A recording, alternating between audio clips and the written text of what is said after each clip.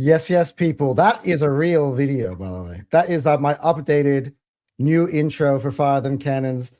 The old one had a year to run, and now we're the champions. So that had to be celebrated and marked.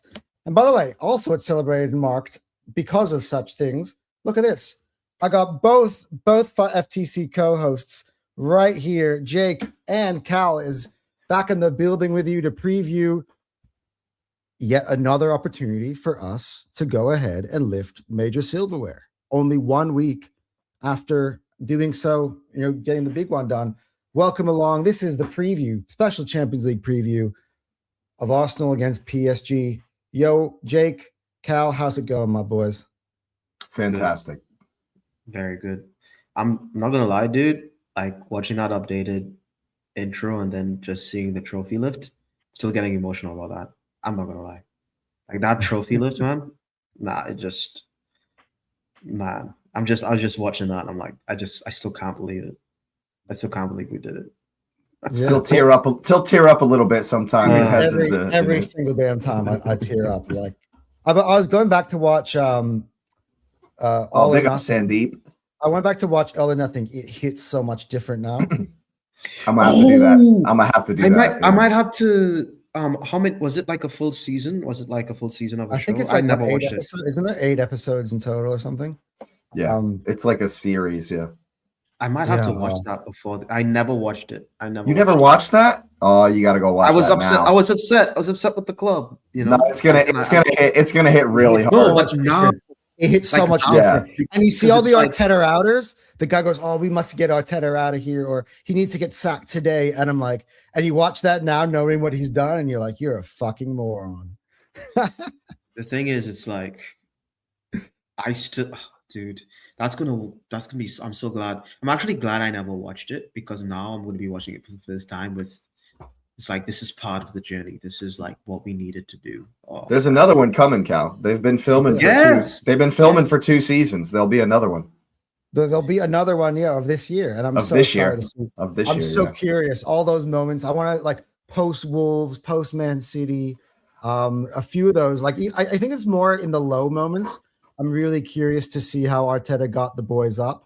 Like, and apparently there was like a players only meeting in there. I hope they have that included. All that stuff. The one where Norgard gets up and there's certain things that they were talking about that they would say we're not going to tell you now because we're not sure. Like I feel like it got pretty spicy. I feel like it got like pretty bad. Well, there are times in that All or Nothing documentary that were pretty like after we lost to Forest in the FA Cup. That first episode though was fucking depressing. Losing when we lost to Forest in the FA Cup, bro. I actually, the thing is, I remember those games and I've lived those games, and still going back to it, I still get pissed off. Like, it boils my blood. We were so shit in competitions, man. The Man City 5-0 game. I'm like, oh my god. Some of the stuff they show hits home hard, but it's gonna hit different in that new one, and it's gonna feel so much better knowing that at the end of it, that trophy lift will be in there. So. Yeah. Anyway, morning Sandeep. Look at this. He's off. He's off to Budapest. Dude. He goes, big up you guys. Big up to you. And hope we give you your entertainment while you're waiting at the gate. Are we going to man mark Maradona? Well, we'll get into that, of course. Here's the strategy. Arteta's phoned me personally. I'm gonna be in his pocket, just dragging him down, just holding him down the whole time. No one's gonna see me. No, I'm just kidding. Before we begin, because I've got the 3 of us in here, and we've been waiting for so long to finally win that Prem so we can say some stuff with chest, I want to hear your one shameless take that now is factual that rivals will not like. I'll let Cal stew on that for a second because I know you want, but I want to start with Jake. Nah, I'm not going to be that shameless. I was gonna say we ran Pep out of the league, but that's a little bit. No, I think let's see what's a good one. I mean, I guess you could say, Arsenal have the most points over the last 4 years of any team that's even close and so yes, we got very close, but also like over the whole time, Arsenal have been the best team in the league, maybe since City's trouble. Well, over the last 3 seasons, we've had the same average finishing position as Manchester City with the same amount of Premier League trophies. There you go. Mine's a little bit more bold, and I think this would be reinforced with a win tomorrow. But I still believe it now. After we won that league, we are in the top 5 biggest clubs in world football. I think I was not expecting that. I think the only clubs bigger than us are Real Madrid, Barcelona, Manchester United, Liverpool. So my one is a little bit more. I do not think. Do not tell me that Paris Saint-Germain is bigger than us. They're not. Do not tell me that. The only other one that comes to mind would be Bayern. But Bayern's not bigger than us because they've made their league. They've got a really history steeped in. They have a history, but tradition, they've made their league completely irrelevant. No one cares. Serie A is completely irrelevant. No one cares. Did you see the graphic? So you're saying it's the 3 English ones and the 2 Spanish ones? Yeah. No one watches any of those other games. I don't care what you've done. No one cares. Did you see the graphic that said relegated Premier League teams get paid more than some of those title winners? Sure. In other countries. Inter won the league with 39-year-old Acerbi. Wait. You think Arsenal's a bigger club than Juventus, Inter, or AC Milan? Yes. Right now, yes. Maybe not in the 90s, but yeah. But now I can see it. If you want to do the trophy counting, of course they have more trophies. But in terms of actual relevance, size, revenue, things that people actually care about, like no one cares. No one cares. I mean, look at all the parades around the world after we won the league. No one cares. All around the world. No one cares. I can get behind it. It. Again, London is in the dust. So all the Chelsea fans who are slowly they're in the denial phase at the moment. But as I can see, which is why we must win tomorrow. We must win tomorrow. We have to. We have to. Dude, here's my shameless one, and Liverpool fans are gonna absolutely hate me. But Declan Rice has a greater Premier League legacy than Steven Gerrard. Not yet. What do you mean? Not yet. How many Premier League medals does Steven Gerrard have? He's won the Prem. Declan Rice was BBC Player of the Year in a year that Arsenal won the Prem. I'm sorry. That is not yet. What Declan Rice has to do is continue these performances for the rest of his career and maybe win. If he continues this for the next 4 to 5 years, then definitely yes. But Steven Gerrard's excellence for keeping Liverpool relevant for literally 10 years is without Steven Gerrard, Liverpool literally disappears from the 2000s. You can't. It's not his fault. He was too excellent as a player. Part of our recency bias is we forget about longevity. He was getting put in teams of the seasons with Iniesta. Come on. Sure, it's about longevity, though. We win tomorrow. Declan Rice has got a bigger majors trophy haul in his career. I wouldn't say something as inciting as bigger legacy than Gerrard. I would just say he sits with the UCL win tomorrow. He sits on the table with the sentiment greats. I think it's about longevity, though, right? You said it, Cal. If he does it another 5-6 years, If he keeps this up for another 5-6 years with a Prem and a UCL, he sits on the table with the greats because he has been extremely consistent for the past 3 years.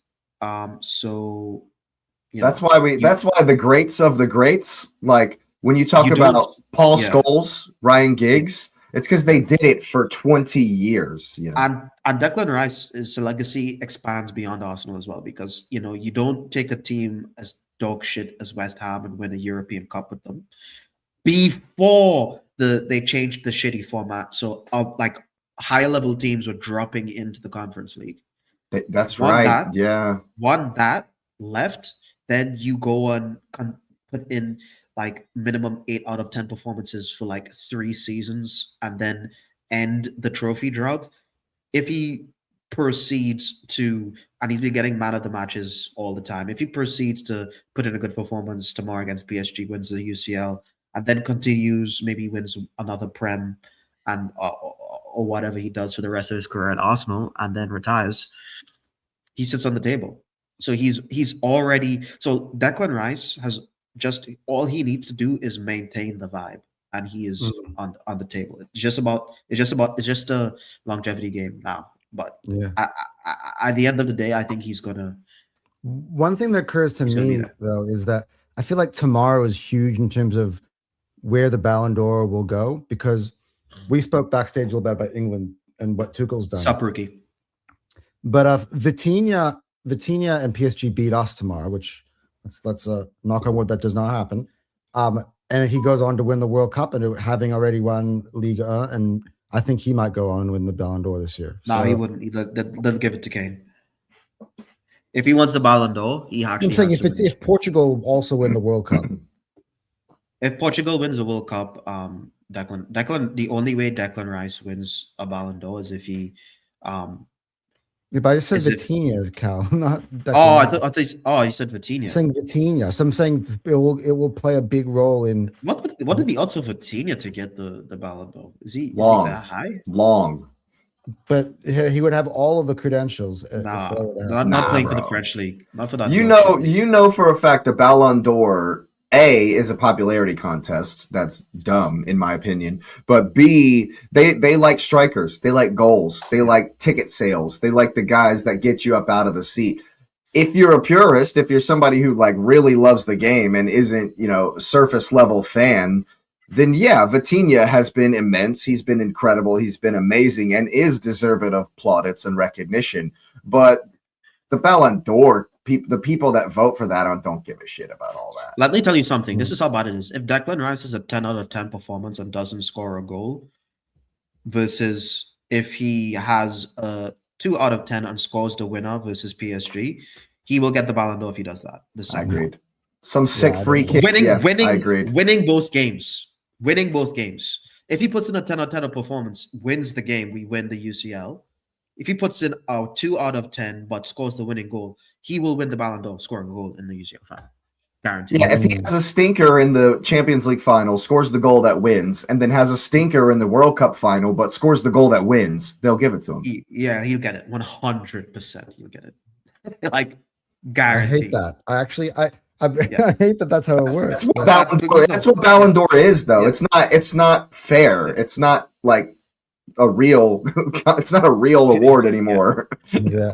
Let's read out some of the comments before we'll get into TT scoring, getting over 20 goals and 20 assists in the Prem and not getting a Ballon d'Or is actually like kind of. I haven't like cared about the Ballon d'Or since then.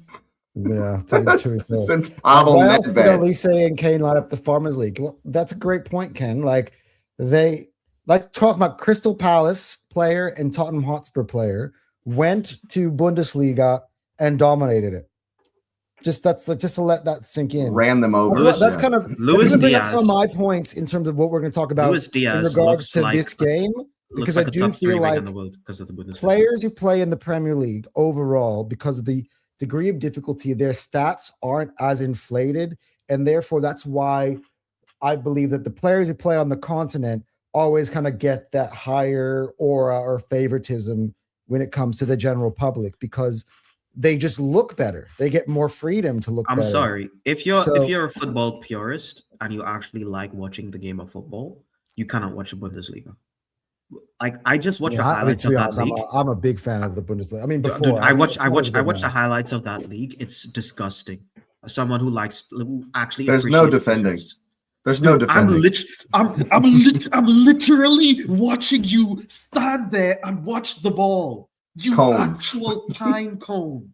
You Exactly. sit Exactly. there.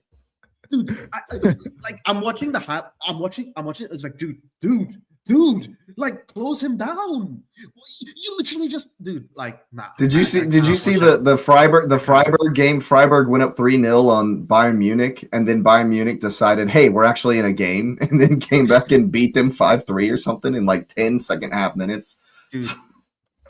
Dude, like, they literally just all read what Johan Cruyff had to say about football and was like, yes, this is how you play football. They're like, because after like AC Milan schooled Johan and Johan's like, that's not real football. That's like what the Bundesliga like believes. They're like, oh yes, defending, we don't do that here. Like that's not real football. You know what I mean? Ruki goes, Cal, what's good? And yeah, look, it'll be a good transition to, I think, our first topic before we actually get into the actual game. So Ruki goes, Anton, the transfer window is already moving crazy, especially Barca, and apparently they're getting Alvarez as well for 100 M's. Where did all this money come from? And rightfully JT, so. I swear to God, I feel a 3-1. I swear. I JT, you misrepresented. I'm sorry, Ricky. You're misrepresenting my league. I don't know, man. I just don't rate the Bundesliga. It looks like your guy, Jan Diamande, looks like he's going to be a Liverpool player. JT goes, oh my God, is the man, the myth, the legend stream? I know, man. I know. Cal just messaged me like 2 hours ago. He goes, hey, I'm just really excited for this game. Can we get on the stream? I'm like, we have one in 2 hours from now. You want to come on? He's like, send me the link. So yeah, we just happened to go. And yeah, we were supposed to have my scout Benny on the show today, but I sent the not to out Benny too much, but I sent a screenshot of our chat to Cal and Jake. He's got bigger fish to fry. That's exact. That's what we'll call that. Might have to wait for the transfer window to slow down. But hey, maybe what he's doing is the Barcola people realize that the Arsenal people are in town, and there might be a little something going on there. So I don't know about Barcola. I don't know about him. For me, the fact that they need to have an emergency meeting in regards to Barcola tells me like something's going on with Barcola, which is weird on the eve of the Champions League final. But yeah. Apparently, there's a source that's saying that we're going to start talking to Rogers on Wednesday. That sounds legit, to be honest, though. That sounds. I think we sign him before the World Cup. By the way, I think so too. You know why? Because I think he might have a good tournament. I think we're gonna want to lock down at least one player. I think we wait for the Julian Alvarez situation, and see what happens there. And I think Julian Alvarez that deal's gonna accelerate quickly from what. Well, if you remember, because Atletico Madrid's played hardball with them. Like the summer we Madrid's like, we want 150 million because it's because it's Barcelona. You remember the summer we bought Rice? Havertz was like a week into the transfer window. He came like a week, like it was like June. It was like June 1st that we bought Kai Havertz, right at the beginning of the window. Yeah. The more I think about Rodgers, is the more I like him. I agree. I like Rodgers. I think Rodgers is literally what Eze should have been on the left, but he suits Arteta to the T. Oh yeah, I just have a disclaimer. Have a disclaimer, and I'm gonna say this before the final. The final's a one-off. It's their first Champions League final. Arteta might screw the pooch, or the players might screw the pooch, and we might just lose the game. That just happens. So take your shot now, Cal. Most teams, lose one and then they win one. It happens a lot. So I'm gonna say this. I'm gonna say this based on the season. I'm gonna say this based on the past 3 years. Yeah, I agree. For everyone saying they don't want Morgan Rodgers on the left wing because they don't think that they want that type of profile for Arsenal. They want an out-and-out winger. I have a couple of things to say. Good, go for it. Let's start. Let's start. Do the Morgan Rodgers topic now, and I think first of all, the quality of out-and-out left wingers that's capable to dribble in tight spaces in our league, there's like 3 of them. Kvaratskhelia is one of them. Like Doku is one of them, but Doku's decision making is like ass, except for the last probably couple of months. He's been getting better and better, and you're starting to struggle. You're starting to struggle immediately. A lot of these lower level teams. We were just talking about one. Bradley Barcola, I think, can do that. Bradley Barcola is a speed demon. I'm not sure if he can dribble in tight spaces. I don't think he has the ball control. Honestly, like in the low blocks that we face. That's like a lot of these teams. Like I'm not sure if you have to be tight, like really tight, in order to dribble. Like actually, Max Baumann is actually one of the players I like that we have. That's the point though. That's the point, Cal, which is why I think Morgan Rogers is perfect. No. But like what people want, they want an out and out wing on the left hand side who's fast and who can dribble past his players and create chances in the box. Yeah. Most wingers, 99% of wingers that's available right now, they do not have the running space playing for Arsenal to do that on a consistent basis. So you're gonna be standing on the ball. You're just gonna be standing on the ball. It's just what's gonna happen. You're just gonna have to be able to pass well, and also Morgan Rogers. He cuts it on the inside. He's decent at dribbling. He's strong. He's 6'2". He is essentially a super strong, powerful, technical midfielder / winger. I think he suits Arteta's system to the T. And he's what Arteta wants. I think at this point in time, we need to really understand that as fans, a lot of us, we didn't know what the fuck we were talking about because we didn't go out there and end Arsenal's 22-year drought. I think we all had ideas. we all had ideas. We all wanted us to play a certain way.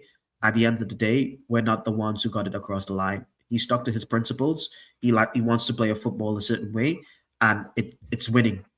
We have accumulated the most points out of all clubs in the Premier League for the past 3 to 4 seasons, and he's took us across the line. I think we just need to trust him. We need to trust Berta, trust the signings, and if we just continue the philosophy, we will probably just win the league again next season. Yeah. Trying to change everything to suit what you think is good-looking football, you're wrong. You're just wrong. Jake, and what do you? Sorry.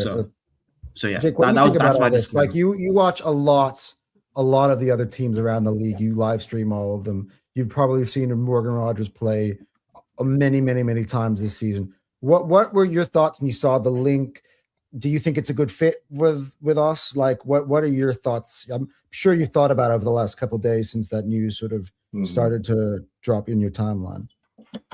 I think it's a very good fit, honestly. If you look at some of the last, and I don't know how long we've been doing this, but maybe the last month or so of games, I noticed that we started. I've seen Trossard do it. I've seen Eze do it. I've even seen Martinelli do it, which is the one that surprised me. Is our left wingers have been very narrow, and have been because we predominantly try to attack down the right side. We try to get the Odegaard Saka link up cooking. Like that's kind of our default mode, And so Arteta has in recent weeks made our left forward, our left winger come narrow, come central a whole lot more. And while I have my, doubts about doing this every single game, if we're going to do that as like our main strategy, Morgan Rogers is perfect. He is the guy that, okay, if you want, he can take a guy on out wide and beat him, but he loves to cut in and hit that curler. And when he has that narrow space to be in, which is kind of what our system is putting our left wingers in, that's where he cooks, absolutely cooks.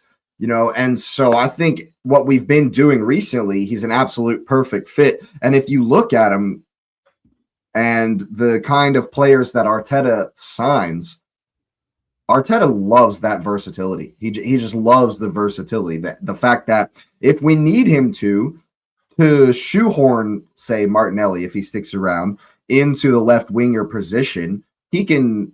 So now if Morgan Rogers comes in, we have Eze, Rogers, Trossard as kind of left-sided players who are all of the same ilk. Yeah, the thing is, when you're making the subs, it's always like for like, though. That's the only issue, though. But that's fine. That's fine, though, because you understand Arteta's system is about the system. It's not about breaking, out of it so much. That's why Eze maybe didn't come in and just score 25 goals immediately, because he had to adapt to the system. Gyökeres had to adapt to the way we play. Morgan Rogers wouldn't have to. He wouldn't have to adapt that much to the way we play because that's how he plays already. That's why I think it's a perfect fit.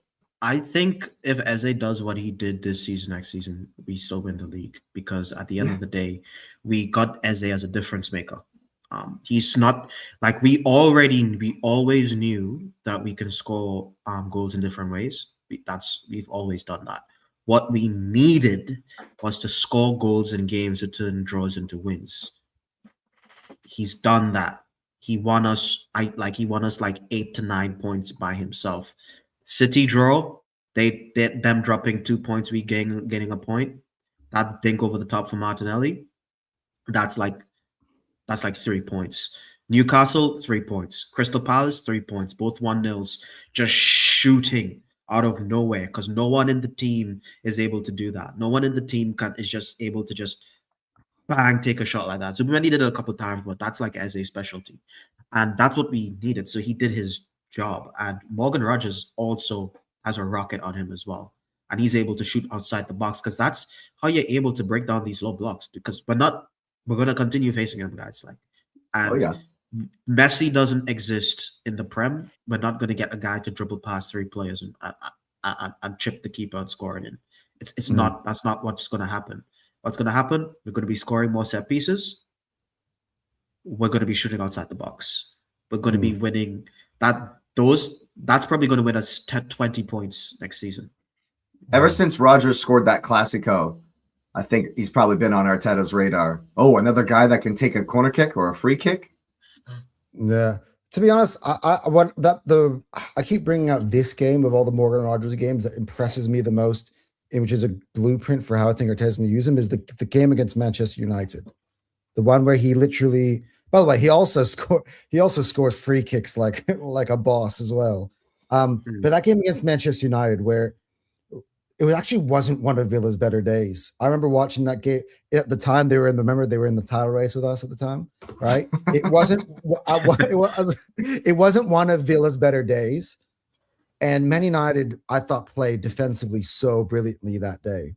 And they spent their entire game plan in trying to take Morgan Rogers away from the game. The minute that Villa started to tackle down the other wing and maybe kind of move the focus out of Morgan Rogers, the minute he touched the ball, even for a second, he was able to cut in and play that curler. And Man United switched off even for a second in a game where they literally made him the focus of let's take him away, and they still couldn't. And not just that, he scores a second one not long after as well. That is so impressive to me that he is able to be that much of a strong a small mentality type of player where he's like, I don't give a fuck. You can put 3-4 guys on me. If you even give me a second, I'm putting that bad boy in the corner.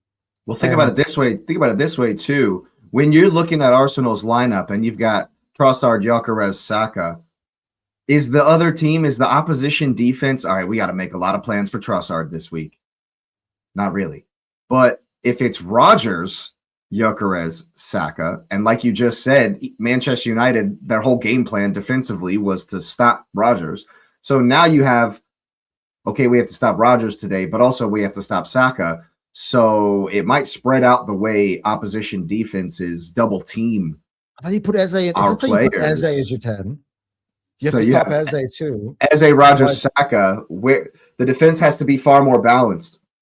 I'd play Eze, Odegaard, Declan Rice midfield. With Rogers, Gyökeres, Saka. That's what you were saying yesterday, though. You were saying that's very attacking. That's what you very attack minded. That'd be beautiful. What are you going to do? The thing is, you got so many I would just MLS there instead of Odegaard or as a Odegaard. You could put If you just tell Odegaard, you want to Odegaard, play more defensively. Because if let's say we get Tonali, get Tonali in there. Like we would have so many freaking options and ways of winning football games. It would be insane. The thing is, like I would just have Odegaard dictate the play and the tempo. Declan Rice. Yeah, he needs to become an 8 now, or like an 8. Declan Rice, like a box defense. To box 8. Declan Rice defense. Calafiori go wild. Yeah, I think Odegaard, like just playing as a proper 8 because he just likes playing as an 8. I think he can. I think it'll work. He could. I don't know if he also win in this league with the pressure off his shoulders. He can maybe become more of a 10 like he did, because I'll never forget that West Ham game, what he did in order to open us, in order to help us unlock them. That's what I want from him. Like if he can do that on a more consistent basis, with like they're finished, like, you know. Looking at some of Ruki's comments, what makes the shape the dangerous is the profiles you put in, mostly how you maximize it. Ruki's going to explain. He goes, nowadays football is possession mostly 3-2-5 like us, or 2-2-6 at Bayern, 2-3-5 at PSG. These are the common ones. There are some unique shapes like Como or NEC. Big up Como, man. They made the Champions League. Fabregas. Dude, yeah. Just keep stay in the league until we're ready for you, buddy. Yeah, this is sort of kind of what Cal's alluding to, that there are not really many players of that mold. They're all crap. Well, if you're talking about the Premier League, I think Kvaratskhelia would be suited to the Premier League because he's physical. But let's talk about people we can get. Well, I mean, if you're talking about the best left winger around, that's my vote. No, in terms of people JT, we can get. That's fair. I think according to the reports, because as well, we forget there was the Hand of Arsenal report about Micah Götze coming to Arsenal as well. So this is probably your most likely scenario here. Micah Götze as well, though, is kind of that hybrid left winger stroke 10. 12 assists. What? Yeah, 29 GA. He was free. Yeah, bro. He lit it up. For Ajax, yeah. No. Eredivisie. Yeah. You said he played for Ajax. Ajax were terrible this season. He's got 29 GA, and they were that bad. Yeah. He's carrying the team. He's definitely carrying the team. Holy hell! 17 goals and 15 assists, bro. Like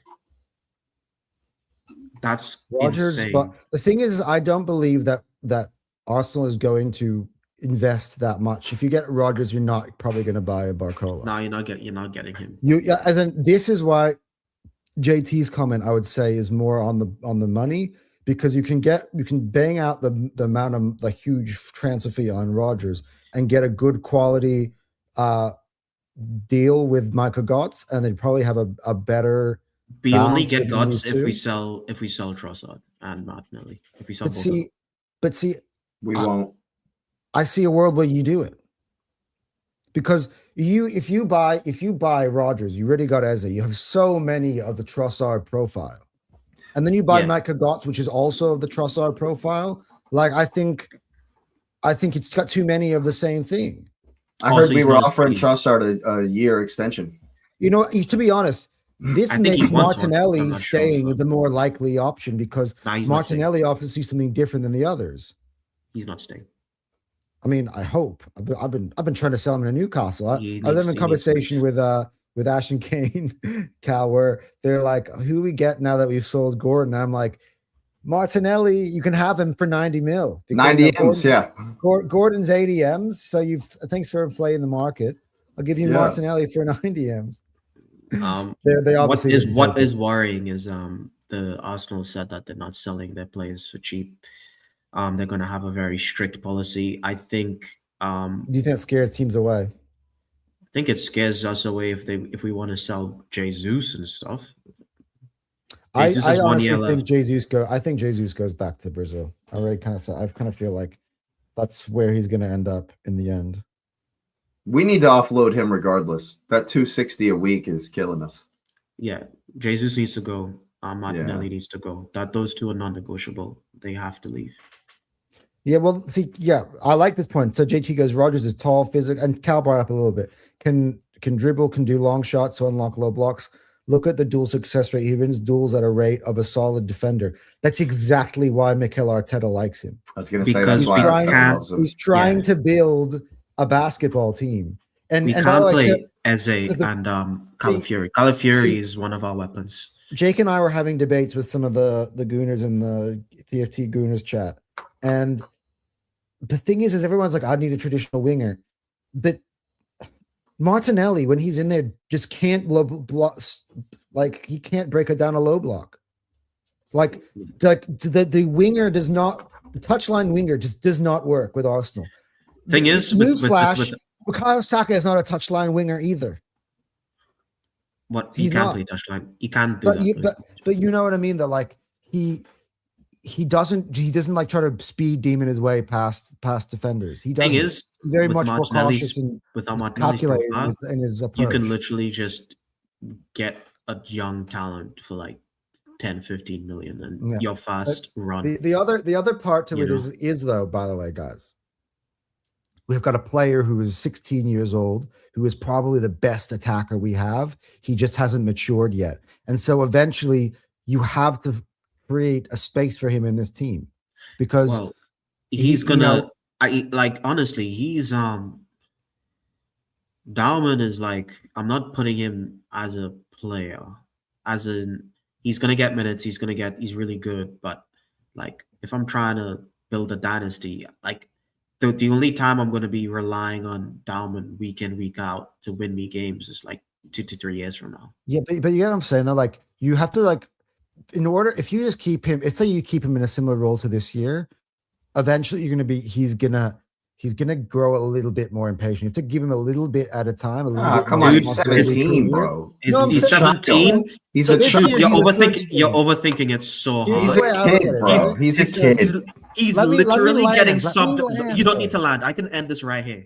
He is literally getting subbed in before Madueke to win games right now. Like at this moment, Arteta is subbing in Max Dauman before he subs in Madueke. He is fine. Yeah. We're not linked to any right wingers. He is 100% fine.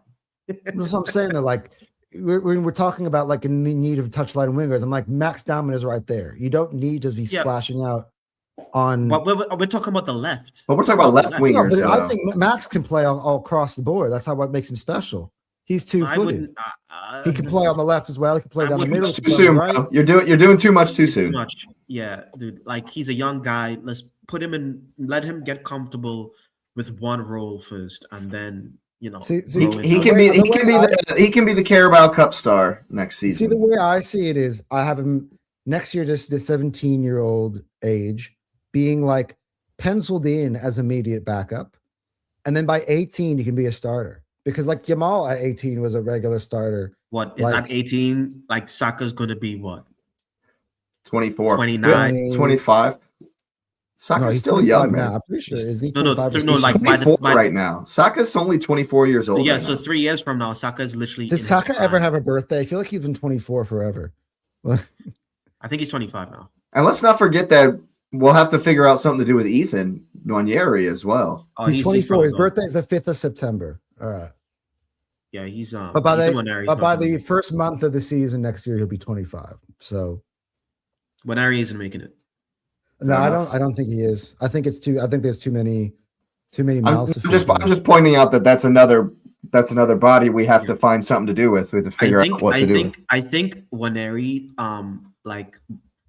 Nwaneri literally booked in his doom by demanding to go on loan and stuff to get moments.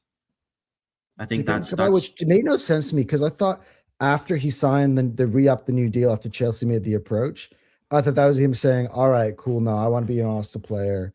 You know what I mean? And then within 6 months, he's like, oh, I want to he's crying because he wants more minutes, but out here winning chips. And when you could have been here in a championship environment, gaining insane experience. What Max Dauman's learned by just being like a good kid, as like he's a champion, and he had his moment of the season. Nwaneri could have had his moment, but he never did because he wasn't here. Wasn't even there for the trophy lift. Imagine that, why would you not want to be a part of that? And that's not going to work with Arteta. I think he's not going to be here. I mean, Arteta comes from a position of strength now, right? So, which is different than Arsene Wenger, where Arsene Wenger used to be like, oh, please stay. I need you to stay. And the other player's like, well, I'm going to go somewhere to win some trophies. Where Arteta can go like, oh, you don't want to be here? Cool. Bye. Like, I actually do. You know what I think about, because we're watching the documentary, right? The Aubameyang move changed the stratosphere in that respect for Arteta. The minute he basically was like, I don't even give a shit about Aubameyang. I don't give away we'll give you to him for free, Barcelona. If you're not willing to be part of this system, of this team, and you're not gonna fit in with this culture, and you're gonna do whatever the fuck you want, I don't want you. You know what I mean? And now every single big star is humbled and realize, hey, you know what? I gotta be part of this team system. I gotta buy in, or else my ass can be on the shipyard, just like Oba. And look, Oba 1 year later came back at Chelsea and was absolute flop. Terrible. So, like, I think that was the biggest power move that Arteta ever made, and it Arteta's a changed the culture psychopath. for us forever. He's a psycho. If people don't think that he's going to try and three-peat, they're crazy. And by the way, JT says I personally so I would sell Madueke and give Ethan that role every week. I would, but Ethan doesn't want to play there. Ethan wants to play as a 10. I don't think Arsenal is selling Madueke at this point in time quite. I would literally rip up Madueke's contract. That guy, he's literally the only player that didn't contribute in the run-in. I could think of moments for literally everyone else in 2026 except Madueke. Hey, there was that time where he beat the guy down the right and then scared the corner flag. Oh wait, that was every time. Okay, good. You know what, Cal? Me and you on some of our early shows, right, when everyone was like doing the whole Nani prop, and I was saying, where's that finishing edge? For the first five games, I'm not gonna lie, I was like, ooh. You were fooled. Because I didn't see the speed and dribbling, but he got progressively worse. When he scored versus Bayern, I was like, somebody check his jersey. He stole that. That's not Madueke. That's somebody. A few good goals. That's an imposter for Champions League goal this season. You saw that. That's an imposter. Madueke on the right, Martinelli on the left will give me nightmares. Literally give me nightmares. That's why I'm saying. Oh, you what really pissed me off, Cal? While you were off the show. And you would have destroyed it. You would have destroyed this theory from the Arsenal fans, which is they had this front three of Martinelli and Madueke with Gyökeres, and somehow Gyökeres is the one with the blame. For real, bro. I'm like, that was not. Oh my god, that pissed me off, dude. Madueke and Martinelli, bro. Please. They might as well have me and Cal on the wings.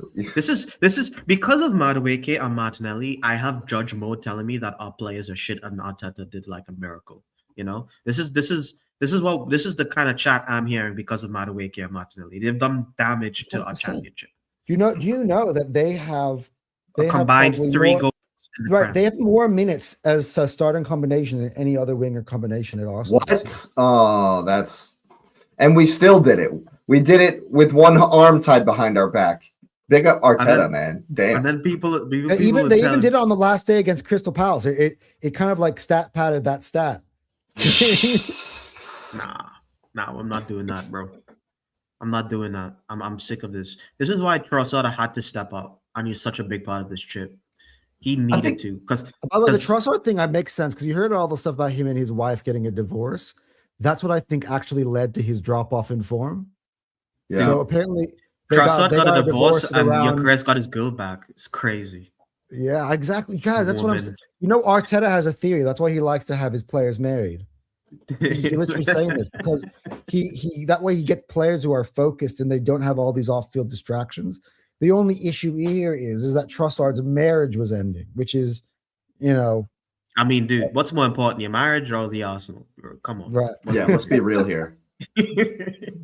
That's what I'm saying. That was also ultimate power move from Gyökeres. It's like he's like, I'm going to the Arsenal whether you follow me or not. And then she just missed him for a while. And she's like, fine, I'll fucking go to London. I have no idea. I literally don't know anything about that story. I just read like a couple lines on Twitter. You hate the Arsenal, gossip. You mean the Arsenal like crazy people who stalk the players and just want to know everything about their lives, their relationships, what they had for breakfast. You know, those ones. That's Yeah. what what's his name? Indy Kyle likes to do. He likes to tell you what people had for breakfast. The, Or I don't the care. people that were I hating can on report today Rice's remember girl, like, come Alexander on, Isak? y'all. It's my exclusive information that Alexander Isak had Cheerios this morning for breakfast. I didn't know Rice had a son Cheerios until box I saw him had a on the pitch special for the trophy Liverpool lift. freebie. That's how inside little the I know box. about these players. I was like, wait, Rice has a son? He's like, oh crap, he's dad. I didn't know that. I had no idea. I think most of these players have kids. I think Saka got engaged. I think I don't know. He did. No, Saka got engaged. He got Saka did get engaged. engaged. Yeah. So Yeah, so he he's did. gonna get locked down soon. Yeah, and I'm happy for him. But that's all I need to know. It's none of my business. Absolutely. Like, Absolutely. why do I need to know the relationship status of a footballer? Well, see, the thing is you don't hear that a lot. Okay, I'll read it. I read it, Rookie. I see you. Let's go from the top. Okay, I will just read it full up. When you went from where we said, okay, he will explain. Okay, starting. What makes the shape Dane? Okay, yeah, you said that. With Rodgers in our team, for example, that means our front five will be left back wide, left cam Rodgers, right cam, and right wing and striker. That's what I said this morning on Six Sided. Exactly that. Which tells me, although I think Hincapié is more likely to be the starter if you sign a Morgan Rodgers, because you're going to need him for his width, and he does. Calafiori can overlap if you tell him to. I've at the seen same time, those. but it's what we've been doing. It's what we've been doing for the last month. Yeah, it's what we've been doing for the last month. It's like straight on 100% what we've done for the last. Look at how narrow Trossard has been playing. That's just it's what we've been doing. So I mean, it makes sense. With the other five fitting in the 3-2. My issue is I do need a left center attacking mid inside with Saka predominantly wide being right wing and Cam or right back inside those half spaces. The thing is, Arteta thinks a more appropriate player in the left cam spot. Arteta thinks that Morgan Rodgers can play your traditional touchline winger style. I think so too. And that's what an argument I had with KG the other day. We were talking about England. He goes, I think it'll be Gordon and Rashford starting for England. And I'm like, please, if we are starting Morgan and we're starting Rashford or Gordon, left wing for England, we are not winning a World Cup. Rashford's because you have Nico O'Reilly. Rashford's you're underestimating Rashford. Like I'm sorry, what Manchester United did to Rashford was an actual crime against football. Rashford is actually sick. Like, you watch him in La Liga, you watched him. You remember what he used to do to us, man? Like, this kid, fast, technical, like actual technical dribbler, like ball close to feet, shot. The kid had everything.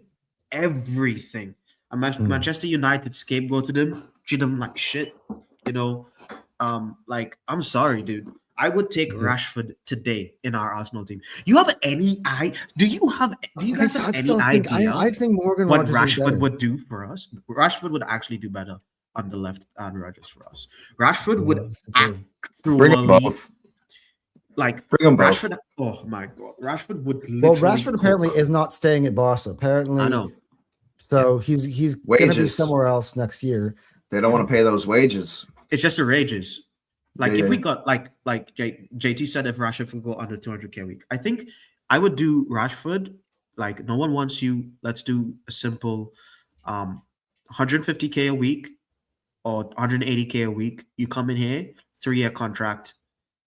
We probably we will win the league again. Like, Rashford is actually sick. Like, imagine, like, I would actually, like, honestly, because it's United, but I'm not sure we'll ever get the deal done. Like, just thinking about it now, imagine having Rashford. I don't think we're going to get Rashford and Rodgers on the left instead of Martinelli and Trossard. So Ruki continues to go, and this is where I think Nusa or Barcolo need to be added no matter what. Look, I don't know. That's why I want to get Benny in here, because Benny actually knows Barcolo at a very intimate, not so intimate, but he knows his representatives very well, and he's actually talking with them literally right now while we're having this show. That's why I kind of wanted to ask him about Barcola. I would take Rashford before Barcola, by the way. See, I don't agree. Like from Barcola what I been hear about proven. Barcola He's not is proven. that like first of all, Cal Barcola happens to sit behind the best left winger in world football right now. I know, but Rashford like scored like 30 goals in a season. Yeah, but like, do you not think, let's say Kvaratskhelia is not at PSG, right? And Barcola plays there and starts there every single week in, week out. I think he can produce like that. Yeah, but that's because you're behind. It's not my fault you don't get to like show your skills and you don't play in a farmers league. The difference between the two of them, is that it's the physicality. Rashford knows all about the league. He knows exactly what the Premier League's like. He knows exactly what facing low blocks are like. He knows exactly what getting kicked 5 times every game is like. Balance, he's got that experience. And that's why I know Kava would cook him the Prem. Because I know Kava has the balance. To be honest, if we can get Kvara, bin all the other signings and making one signing and it's him and that's it. Agreed. 100%. Yeah, actually. Yeah. Yeah. Agreed. I'm on that. You don't need to make it. We made 8 signings last year. You don't need to make 8 signings this year. Like, that will be overcooking it. I would just extend Trossard contract, get Kvaratskhelia, and then just we have Gyökeres, run back guy. Just do it. Look, sell Jesus, sell Havertz, sell Martinelli, and there's your salary for him. We're doing a Liverpool where we're selling ourselves too short, and then I think we could buy Kava if we beat him in the champs. Let's see. Tomorrow's a big game. I think we can buy Barcola if we beat him in champs. Because that means no one will have any reason to stay at that dusty club. Anymore. I would not rule out they wouldn't be able to straight beat Barcola, but that would be only if Rodgers doesn't fall through. If we lose to PSG, they'll be motivated to try and do a 3-peat.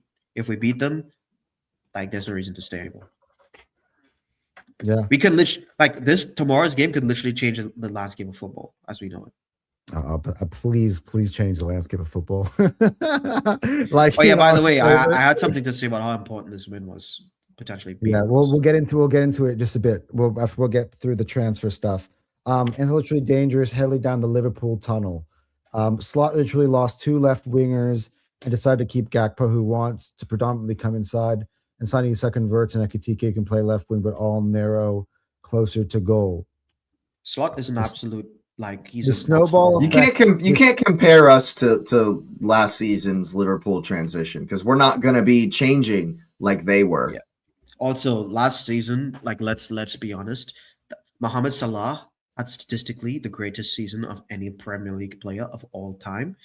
The most big chances created, the most goals, and the most assists scored, contributing to over 70% of Liverpool's entire GA. That's ridiculous. That drop off is how they finished 25 points behind us in the league after that at the end of the season. Like Mohamed Salah's season, anyone, and I was making that argument before Slot was we knew he was dog shit, by the way. I was making arguments that this is Mohamed Salah's title, and Liverpool fans are arguing with me because of that. This was Mohamed Salah's magnum opus, absolutely fantastic player. I think probably the greatest attacking season we'll ever see. At least that I really should have just dropped the mic and left. I think he both loves the sides. They gave him 100 bags a week, bro. They gave him 100 bags a week contract. He would have got if he went to Saudi, he would have gotten $1 million a week, dude. That's fine, but also like you said, he absolutely loves the club. So if he's gonna make stupid, dumb, ridiculous money for a season at a place he loves, a place his family loves, why would you uproot yourself?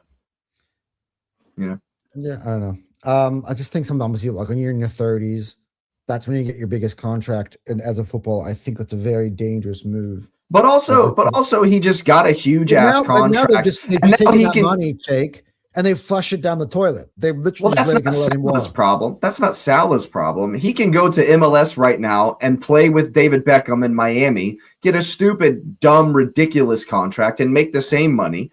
Playing in the MLS in a retirement league. So. Rookie the money's not the issue for Salah. It's not. Lukey says you guys really love to speak on what without asking how. So I will ask, how did slot platform sell us so well last year and not so much this year? Pretty simple. Like last year, slot didn't. First of all, he had no intentions of implementing his system that he wanted, because in the summer they signed Chiesa. By the way, if Liverpool gave Slot the summer that he wanted straight away, Liverpool actually probably would not have won the league, because Slot didn't have a summer, literally signed one player. He essentially said, "Well, I'm just gonna play slot ball with a little bit of tweaks." It was a bit of a refresh. He told Salah literally told him, "I can't track back." He's like, "Okay, do what you want." Yeah, it was literally. That's because you have Trent Alexander-Arnold allows you to do that. Frimpong. I mean, first of all, Trent's not an elite defender in his own right, but Frimpong is. But the ball, like watching Liverpool, like not a defender. Honestly, that's what honestly, like Mo was saying that last summer. Like, you literally just signed not a defender to play right back. Yeah. And it is like JT. You said it's not really platforming a lot. I mean, it is platforming him, but it's literally telling him, yeah, you can just kind of be messy for a season. Like you don't have to track back, and you could just stay up front. And it worked because Salah's good enough. Obviously, no one expected him to do what he did, which is mad. You know, imagine what would have happened if I love this. Imagine if you get 20 million for Jesus and Salah leaves for free. They both have 1 year left. Yeah, dude, Konate leaving for free for Liverpool. They're cooked. They're finished. Konate's like 27 years old. Asif, we spoke on this last night on my pod last night with Asif. He loves it. He's so happy Konate's leaving. I was shocked. Do you realize that Konate, in terms of physical attributes, is one of the best defenders in the league? The only reason people gave him so much shit is because he's literally standing next to. Oh wow! Asif literally just texted me.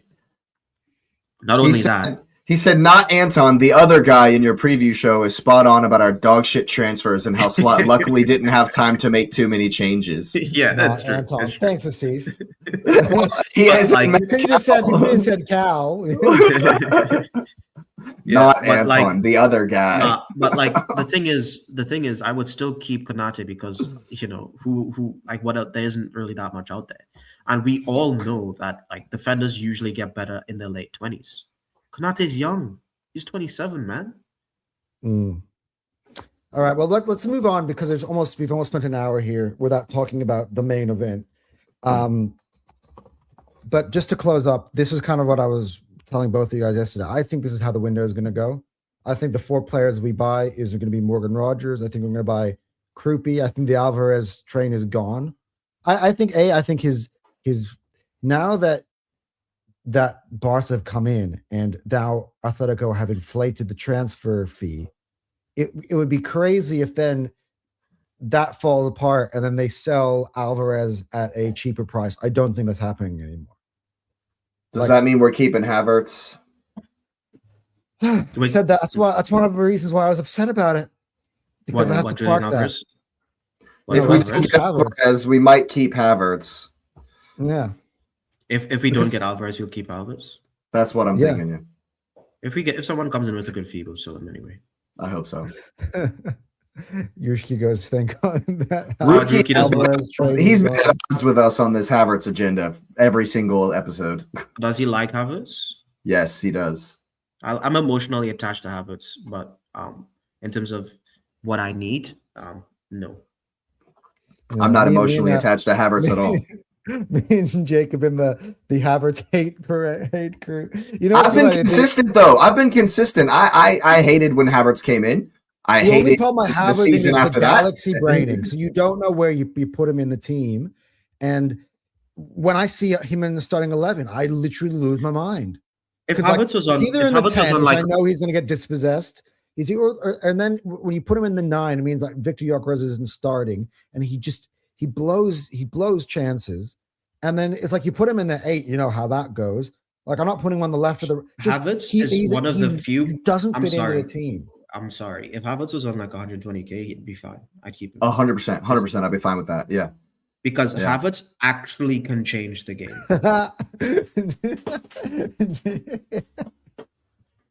I agree, JT. But I also agree with Rookie. I would take the Ketelare. I'd take the Ketelare over Havertz right now, 100%. Well, The thing is- correct. Rookie, that's right. Which is why the Galaxy brain annoys me, because this is where Havertz is good. Super sub. He comes on, he'll win you the league. He'll Clutch, win you the Champions League. I don't know about From the clutch, bench. bro. He's got 6 Premier League goals. he He's got is 6 clutch. Premier He is League clutch. goals. Okay, Well, yeah, I get it. He scored the goal. He scored the goal that beat Burnley. Okay, that technically won us the league. But Victor fucking Gyökeres scored the goal that beat Everton. He's also got 20 other goals this season. Eze scored the goal that beat Palace. He scored 5 goals against freaking Tottenham. Dude, we have players that can score goals. Havertz has 6 goals this season in the Prem. 6. He's been first of all, he's been injured. Second of all, I will So say Gyökeres was injured. Saka was out injured, and he's matched his goal output. I will say this about Havertz and being clutch. It's 50-50. Havertz will score a goal that you don't expect him to score and win a game. He will miss 6 chances and make you want to rip his throat out. Exactly. I watched Havertz last. I love Havertz. I'm emotionally attached to the guy now. Actually, look, we improved on Havertz. We have improved on Havertz. Everybody wants to go back to it. Gyökeres is a massive improvement on Kai Havertz. What were we missing? What were we missing last season? The guy that gets the scrappy goal, the guy that stat pads, the guy that dumps the goals that we miss point blank. That's Gyökeres. Gyökeres doesn't miss tap-ins. He doesn't miss Fox in the box moments. Oh, Rookie, come on. He's now the best penalty taker on the team. Like, Gyökeres is a huge improvement on Havertz in the goal and assist output department, which is what we needed improvement on. Havertz is good at doing the spaces and open lanes and getting the passes and connecting. We need a striker who scores fucking goals. That's what Gyökeres does. He's a huge improvement. The thing about Havertz is I literally watched him cost us 2 cups back-to-back last year. Thank you! And you're telling me he's clutch? Come on. And Jake, as we covered it, he costed us 2 cups back-to-back this year as well. Yeah, Mic drop. Like if Havertz starts tomorrow, if I see with the equipment, all right. If I see Havertz as a striker and Zubimendi as a right back tomorrow, I'll be pissed. I might actually break everything in I'll be mad. That's why I can't do a watch along, because I'll break stuff. I can't. I don't. Please. I'm gonna be. Gyökeres has to start tomorrow. We bought Gyökeres to win the Champions League. By the way, he has to start. All the tacticos have been watching videos this week of how Arsenal, the best way Arsenal would beat PSG. Gyökeres is essential to every single one of those. We have to bulldoze them. It actually doesn't make sense tactically to start Havertz tomorrow. I'm sorry, you're telling me I don't want Gyökeres marking fucking Marquinhos? Let's be real. Marquinhos is just a twig. He's like 5'10". Marquinhos is a great defender. Let's not get it twisted. He's a very, very good defender. But no one is immune to getting bullied. And Gyökeres bullies the hell out of every defender he plays. Jesus. Oh God, Nate, don't do my head in, bro. Oh, dude, I'm clearly joking, bro. JT let me start Kepa. JT says, JT, you're banned. You're not starting. You're banned. JT is an honorary member. He said start Kepa. Ban that. Bin that. Let me tell you something. The last day of the season is supposed to be a celebration. Jesus legitimately got me angry on the day that was supposed to be 100%. Did you see him, by the way, during the trophy celebrations? Did you see Jesus during the trophy celebrations, by the way? There was a look of pain on his face at one point. He knows he's going.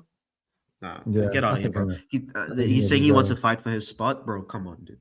Yeah. Jesus wants to fight for a spot. Yeah, I'll fight for a spot on Arsenal's team as well. Yeah, agreed, Rookie. See, even Rookie's a tactico. Rookie also backs in, and Rookie's been backing up Kai. Rookie's been defending Kai to the hilt. Even he sees it. Honestly, I will lose. I honestly do. Mikel Arteta, if you are watching, I will lose my mind if you start Havertz tomorrow in the Champions League. For real. Do For not real, ruin man. my Champions League final day experience. I'm hearing Kepa and Havertz because they clutch in the Champions League. Like literally seeing that on the timeline, please. Yeah, let's start Norgard too. By the way, Norgard scored in that opening game for Brentford. Max I was Dowman looking up at- top. I'm like, in each of those opening games where we lost, I'm seeing Norgard, I'm seeing Havertz, I'm seeing Jesus dunking on us from the other team. I'm like, damn, Arteta.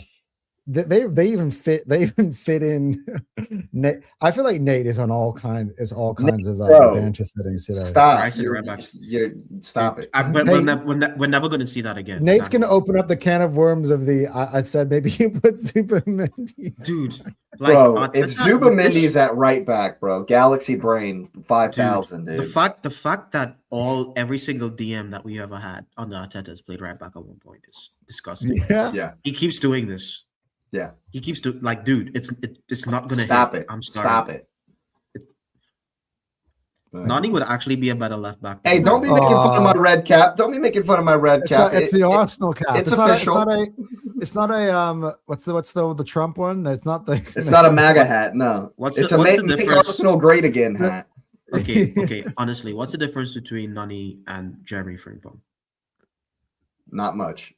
I mean, one is meant to be a right back. I think honestly the real difference is that Frimpong is like shorter. Is Frimpong faster than Madueke? Or the same speed? Yes. Frimpong is miles faster than Madueke for sure. We could probably do with a Frimpong. Frimpong on the left wing is a Martinelli. But see, Frimpong was so used to Xabi Alonso's system that now he is a wing back. He's not a winger and he's not a left back. He is a wing back now. That's like what he is now. And imagine buying Jeremy. Imagine buying Jeremy Frimpong to play possession football. Slot is an absolute loser, bro. Saka, right? Yeah, Saka's gonna play right wing back. All right. Anyway, with all this talk of who's going to play tomorrow, it's a great transition to our. My starting 11 is probably going to piss you guys off. Second part of this show, to the title part of this show, what we're all here to talk about.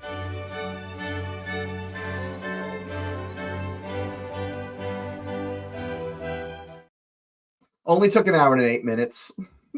Yeah, thought I would just transition us nicely. That's nice. That was a nice touch. That was a nice touch. There you go. Now we're in the Champions League theme, and also, by the way, we're into this mode now too. Make Arsenal great again is crazy. Yes. Make Arsenal great again, guys. By the way, if I hit the upset alert button, it means we're European champions, right? I mean, technically, based on Big Up Sports Bet, based on their odds, yes. So, do Sportsbet actually has Arsenal's favorites? No. Okay, so he's saying he would upset alert because we're technically underdogs. The line, guys. Let me explain the line, and this only applies to those betting in Australia. So obviously, all your bookies are worked in different ways. So there are two different options. There's an option where you basically bet the straight up like we've been doing the whole year, which is one team wins, the other team wins, or a draw. A draw essentially means is that you've said the game is going beyond 90 minutes and extra time. Once you hit 90 minutes and it goes to extra time, you cash out. Doesn't matter who is the champion at the end. Draw means after 90 minutes, not after 120. I've looked it up. It's after 100, right, Jake? It's after 90 minutes. It's after 90. You have to be very, very precise with the way you bet on this because there are different lines for Arsenal to lift the trophy and for, if you say Arsenal to win, it's only 90 minutes. Be very, very careful with the way you bet this because if you just pick straight up Arsenal money line, that does not include extra time. And if it's a draw, you lose. If it goes to extra time, you lose. Price goes in here, Jake. Gotta be careful. You look at be careful. PSG 168 is outright, which means that if PSG win, even extra time included. So if you are picking PSG to win after extra time, you get the 168 line. And if you're going to go for Arsenal win after extra time, it's the 215 line. The 230 and the 310 is why it's in 90 minutes. Which is why, by the way, it's a bigger payout because obviously going, you get the more time you got, the less The lower the payout odds you're will going to be, receive. yeah. Right. So that's kind of how you break it down. It's 230 PSG. They're the favorites to win in the 90. 310 for Arsenal to win in the 90. So that way, I do not want to be blamed for anybody's betting mishaps. So what we made it very, very clear. Honestly, the on beginning, knockout games, I just take the hit on knockout games. I take the odds hit. I've just bet Arsenal to win it all. In however, extra time, pins, doesn't matter. My bet was Arsenal to lift the trophy. That was so I don't think this goes to extra kind of time. just take the hit. Draw at 3:30 all day long, which means that I'm just waiting for the 90 to finish up, and that means at that point I'm chill for the last 30 minutes. Of course, obviously I've got No, you're Arsenal. not. Fuck off. winning, You're not going to be riding chill on if it. we go to overtime. Nobody's going to be chill if we go to overtime. That is You're not not the thinking word I about would the. use. You're not thinking about the odds during the game, bro. Yeah, what'd you make, a $7 bet? Like, no one gives a shit, dude. If we're in overtime in the Champions League final, fuck your bet. Dude, we're literally shitting ourselves. Yeah, bro. Come on. Spamming the group chat. Like, it's nah. You know? Yeah, dude. Mm. I Yeah, don't no, think yeah, it we goes. gotta I get don't. this I don't done. think it goes to extra time. By the way. No, I don't think so either. Well, let's talk about PSG. That's why I wanted to have Benny on here, because he's a PSG fan, a PSG scout, so he can tell us more about PSG than just the regular fan. But we'll link up with him at a certain time. But look, PSG have not changed, with the exception of one change, a big one in terms of our perspective. The one change in the line that we played a year ago, obviously, is Donnarumma. The rest of the outfield players, I believe, that start on Saturday will be exactly the ones that start both legs. So we're talking about Mendes, Hakimi, Pacho, Marquinhos, Neves, Vitinha. I think it'll be Ruiz, and then you're going to have obviously Kvaratskhelia, Dembele, and Doué. That I believe would be the 11 for PSG. Would you guys agree with that? So I just looked up like their injury update or whatever. Also, the Zaire Emery could be. Hakimi's could go in fine. there somewhere, too. Dembele's fine. Yeah, there Zaire was Emery is there as well. They'll all be there. Their whole. Do you think Zaire Emery starts? They're or do you all think fit. Ruiz starts? So, according to the London Evening Standard, their predicted 11 has Zaire Emery in it over Hakimi, Over Hakimi. because Hakimi's still a doubt. Oh. Yeah, so they have Mendes, Marquinhos, and Pacho, and either Emery or Hakimi. Ooh, interesting. They think Fabian Ruiz will start in the middle That's what I said. I said Fabian with Ruiz. Vitinha, John Neves. Yeah, That's yeah, what, I think- mean, this is again London. This is the London Evening Standard predicted 11. So take that for what you will. There you go. Obviously, it's Pavra, Arsenal Dembele, Doué 11s. up top. Is what they think. Let's get into it. I'm gonna start with Cal. What would you be your 11? Yeah, JT backs this. What would you be your 11 going into this game? No, that's why I said PSG's potential 11 first, so we can know what type of Arsenal 11 would work against that. I'll start with Cal here. What would your So pick for 11 they be? have their full 11, right? With the exception, obviously, They should, yeah. What's the name of the goalkeeper? Stepanov. Safanov is the goalkeeper. Safanov, yeah. So he's like a backup goalkeeper. No, he's their starter. He's the guy He's the who they- starter.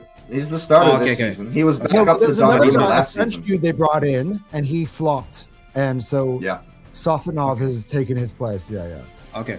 No Donnarumma, by the way. Back-to-back man of the matches against us because we fucking cooked them at a certain point last season. Without Partey in the first half, because Partey got a stupid yellow card in the last 2 minutes of the game against Real Madrid. That meant that he couldn't play the first half against us. We were also starting last season Mikel Merino and Jakob Kivior in the team. So we didn't even have Leandro our Trossard, world-class... striker. Yeah, we didn't even have our world-class centre-back pairing to face PSG, the Champions League winners last season. This season, we have a much better squad. And to be honest with you, if we keep our cool and we don't play the occasion and actually play with confidence, we will win this game. Guaranteed.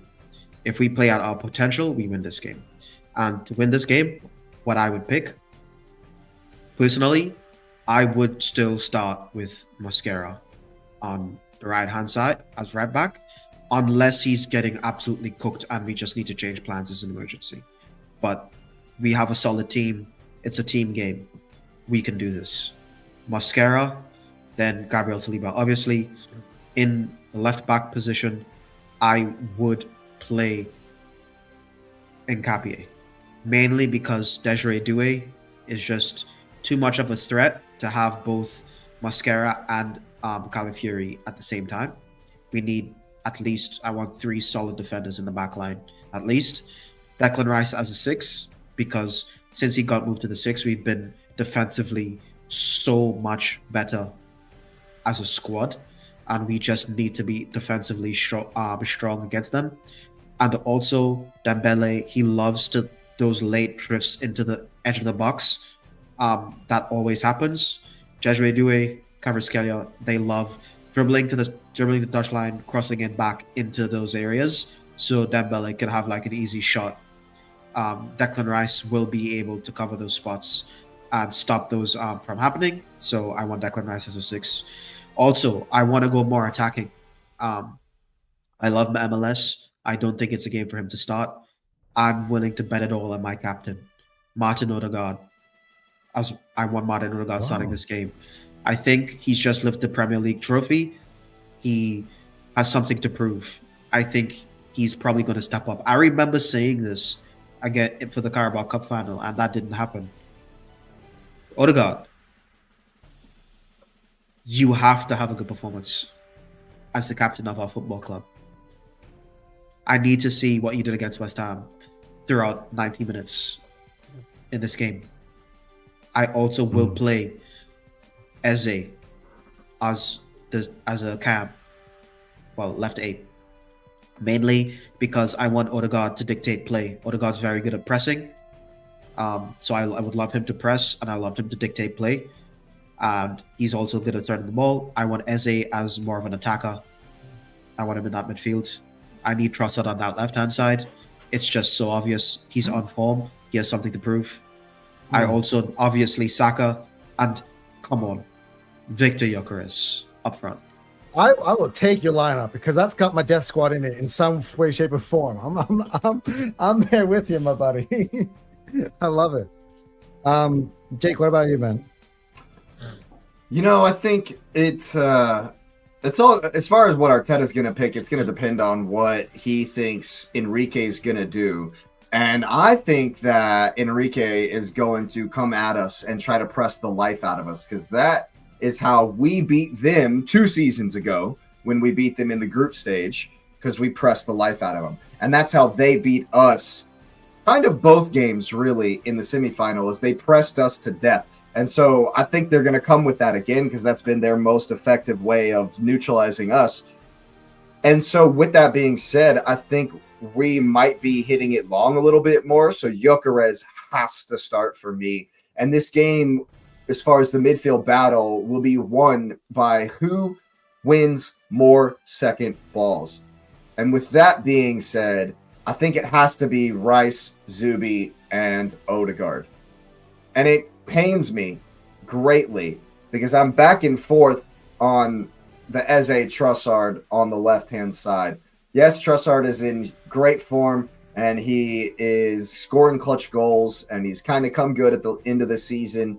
But conversely, you want to have your best players on the field. So I'm back and forth on Eze and Trossard on the left. But I think because we need control in the middle, it'll be, I would go with Rice, Zubi, and Odegaard to try to keep the game from becoming way too fast, which would suit Paris more, As far as the back line, it's definitely Mascara and Gabriel Saliba. I think it depends on what he plays. If he plays Trossard, then it should be Calafiori. If he plays Eze left wing, it should be Nkapie to give us more defensive stability behind Eze, because Trossard is going to work harder defensively as far as getting back and helping out with the wingers. So I think maybe it should be Trossard and Nkapie down the left, and then Gyökeres and Saka, of course. And we don't lie about Kai Havertz, by the way. We just know that Victor Gyökeres is better. Havertz did start the cup final versus Let Jake do it. Manchester City, and we were absolutely terrible. We had no control. We had no way to get out. We had no way to release the pressure because Kai Havertz couldn't hold the ball up to save his clutch fucking life. versus Sporting and Leverkusen. Please have some shame. Yes, thank You you. should have Even Cal says he's got emotionally attached to Kai. Have some absolute shame, bro. Have shame. Gyökeres, You know we why are so we can't lie better about in players? control. Because We're so much better everything in we say is controlling recorded. with Gyökeres. Look That's what what you've Arteta done to the stream. That's what Arteta needs. That's what we need in this game. We I don't Mr. want Proto. Paris I to saw you, blow man. past I'm us. looking at- We don't want them I to was- blow past us. If this game is super fast-paced, back-and-forth basketball, we will get smoked. We're not going I'm to gonna go tell you goal for something. goal with them, right? I disagree I with- put up on the I disagree screen, with by you the way, with the your numbers Super Bowl of Kai in I'll that tell you cup why. final and the amount of times that Rodri alone dispossessed him. How We many need was it? control. I forgot the number again. It was somewhere in the double digits. Zubamendi has been getting absolutely shit on when pressed in the last couple, like for the second half of the season. That's why he does those missed passes. Even when he came on as a right back in the last game of the season, he misplaced his passes. That's fine. That's fine, Cal. And actually, He's got to I find will, himself a best friend here. I will have no problem. I'll have no problem if MLS is in there instead of Zubamendi. Yeah, I like if I'll I have like no the- problem with that. Yeah. I wouldn't have a problem I with it would- either. Yeah. Look, to be honest, that's why it comes back to this Kai thing, right? Well, MLS had a great game that's the against one- that's the Paris one player I in don't the wanna last see- semifinal. That's the one player, if I see him in 11, that's going to drive me nuts and ruin my mood. It's Bro, not an agenda thing. What is your striker supposed to do? Somebody tell me what a striker is supposed to do. Will somebody tell me why you buy strikers? Why there's somebody in the striker role? Can somebody please explain to me what a We striker is spent the supposed to first do? hour of the Dude, show. I don't know talking why, about Morgan but the Rogers angrier you get, and Eze Jake, and why that would be a great combination and Dude, Saka. We didn't even Jake, talk about Havertz that entire time. That illustrates Jake, to you, and we Jake, have a trust. literally- That illustrates to you that you don't need Havertz to do that. You have enough creators that can get Gyökeres the ball, and I need someone in the box to finish. dude, Jake literally starts to sound black when he's angry. You said that, it sounded like, you remember in The Incredibles, honey, where is my super suit? He's like, can somebody I please love tell this. me what Can Havertz somebody supposed to be doing? explain to me what a striker is for, bro? The chat versus the panel. Exactly. And this year he hasn't even been fit. He's definitely a great option. He's a great that last part. I agree. from the bench. He's a great Yeah, he's on the option bench. from the bench. You don't. Okay, this is a baseball analogy. You don't need to be the starting pitcher. You can be the closer. Yeah. I think if we need The a goal, people and- versus and- Kai Havertz. yeah, the people versus Kai. Oh man. Dude. Why are we having to defend? Okay, Mr. Prodev, I will make this one simple because our winger numbers have been dominated by Martinelli and Madueke. Look at they have played more minutes at wing as a combination than any other combination. By the way, the combination of Saka and Trossard with Gyökeres up front has a 92% win percentage. Boom. I'm sorry. Like, guys, we won the league. It was amazing. Madueke and Martinelli is a crime against humanity. We please. That's what I Yeah, mean. please. Madueke and Martinelli is causing this misunderstanding between us fans. Martinelli had one good moment for the entire season, and that was the Man City goal. Man City Which goal. created by Eze. Yeah, but the goal he did was actually that was sick. That was class.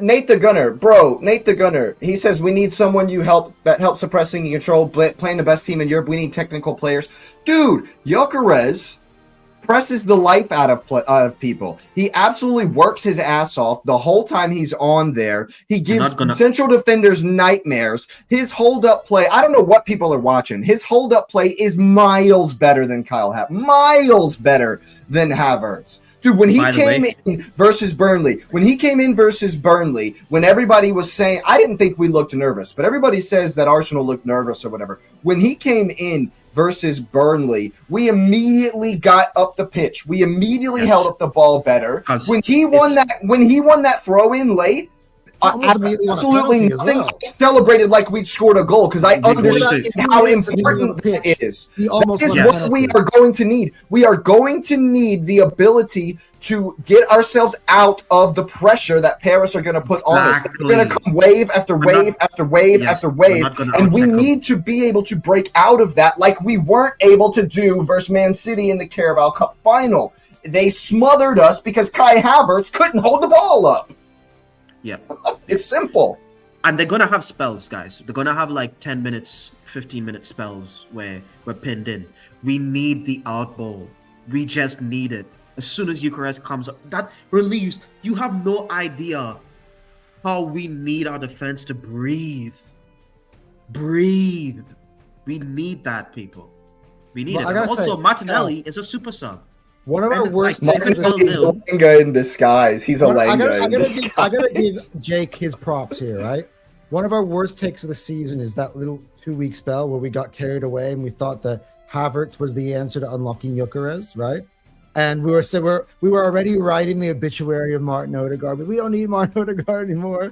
We've got Kai Havertz, and Jake was losing his mind. I gotta say, Jake, you won that. You won that, and I'm not even gonna bite back at It's not a win. That's not a win. It's not a win. That's not a win for me. It was obvious. It was there for everyone to say. That's not a win. That just is what it is.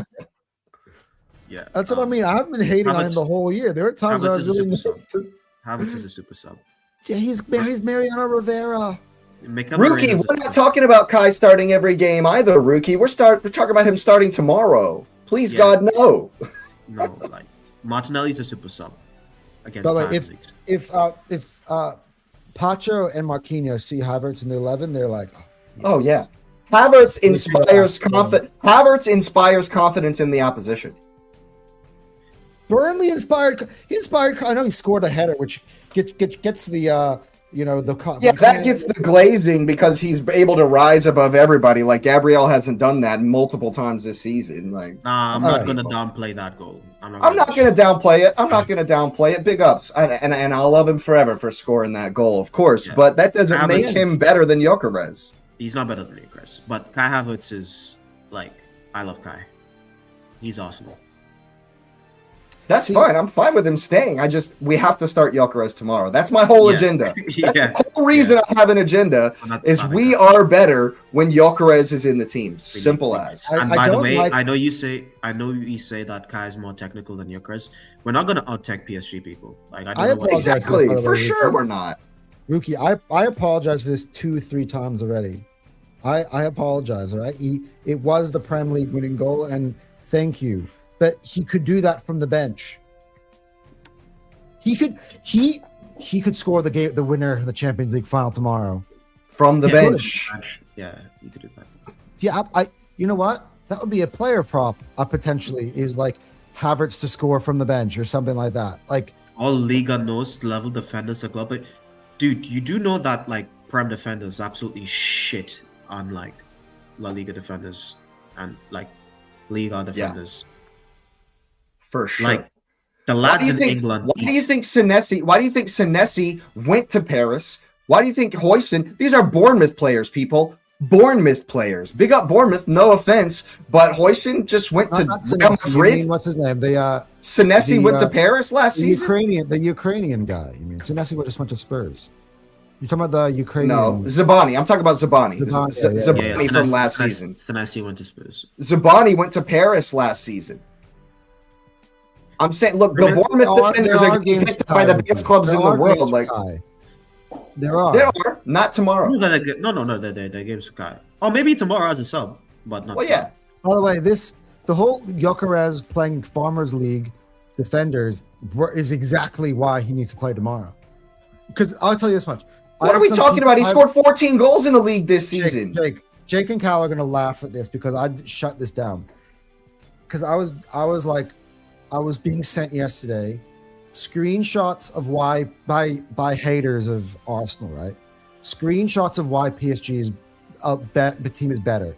and they sent me Pacho and they sent me Marquinhos' FIFA ratings, and they sent me Hakimi's FIFA ratings, and they're better than Gabriel and Saliba. I'm like, What are we sending doing? me FIFA ratings for a real What life are we game? doing? That is what you're. That is you are. You are cleaning so hard. No, they're just Bro, kids. I can Like, take sometimes- Madueke. yeah, I can take Madueke and be the superstar on FIFA. It's FIFA. What are we doing? FIFA. The thing is that Socrates. because they don't get exposed by some of the other teams in the Liga, I mean in League as much. Therefore, their defensive their FIFA rating goes high, right? It's not always like horses for like it's not always FIFA, like You can't You know bring what? me FIFA ratings. You can't bring me Dude, I FIFA wanna- ratings to say they're better than I me. want to That's not I a. want to destroy this team so bad. Oh God, please, yeah. I don't even I just want like a 3-1, bro. Like we just bullied the like we Yeah, just exactly, bullied JT. Let's do this now. Let's do What this is now. this? What is that? There's no way. This- What channels are you let's do this watching, now. JT? By the way, Pacho. I think Pacho, that bro. combined 11 picks itself. It's so fucking easy. It's So- easy, yeah. I would say it has to be Raya, right? Yep. I'd say they win both fullback positions. I'll give them Mendes and I'll give them If everybody's healthy, yes, yeah, right? But we get both the center backs, Yeah, we get yes, center backs. 100%. right? So like Marquinhos is the second best center back at Brazil. Gabriel's the king. And you'll see that when they play. Bro, Marquinhos together. Gabriel for Brazil is going to be dirty. That's going to be. By the way, It- I know everyone thinks that PSG's entire midfield's better than every No midfielder way. that we have. no, wrong. People believe people. Vitinha played in the Premier League, and when he was at the Premier League, he played for I'm telling you Wolves. right now, tomorrow's game, we need to put together a performance. I need to see Declan Rice bullying them. I need that, because there's some misconceptions going around, I would because take if Rice you and ask- Vitinha, but No, the third midfielder is up for debate. I think everyone's saying João Neves has to be the third midfielder in the combined 11. No, I think it's up for debate. They're I think that's the saying only that place it is up combined for the they're, day. they're saying The front line they- picks it's. By the way, would- I'm not this is a sure I'd popular start opinion, by the Dembele. Sorry, what was I? popular opinion. I'm not is sure I would that- start Dembele ahead of Gyökeres in a combined 11 because one's an actual striker and one is a winger playing No, up you front. put Dembele in front of Gyökeres. Have shame. Bro, come on. Fine shame. Come on. I love Gyökeres as much as the next guy, but I'm not even doing that. Come on. Dude, the dude just won the Ballon d'Or Okay. and a treble, Fair. and he's one I of was the just best go, I players just for always France. look at him and like he's not actually a striker, is he? Saka gets in, sure, but yeah. Oh, yeah, Yeah, I well, saw people picking Due ahead of Saka. I'm Yeah, like, most people. Well, pick that's ridiculous. People, That's people, ridiculous. people think Zaya Emery is better than all our midfielders. They say they basically say Fabian Ruiz, Vitinha, João Neves, and Zaya Emery. All four of them get in before Rice does. By the way, well, I've heard well, that. Whoa.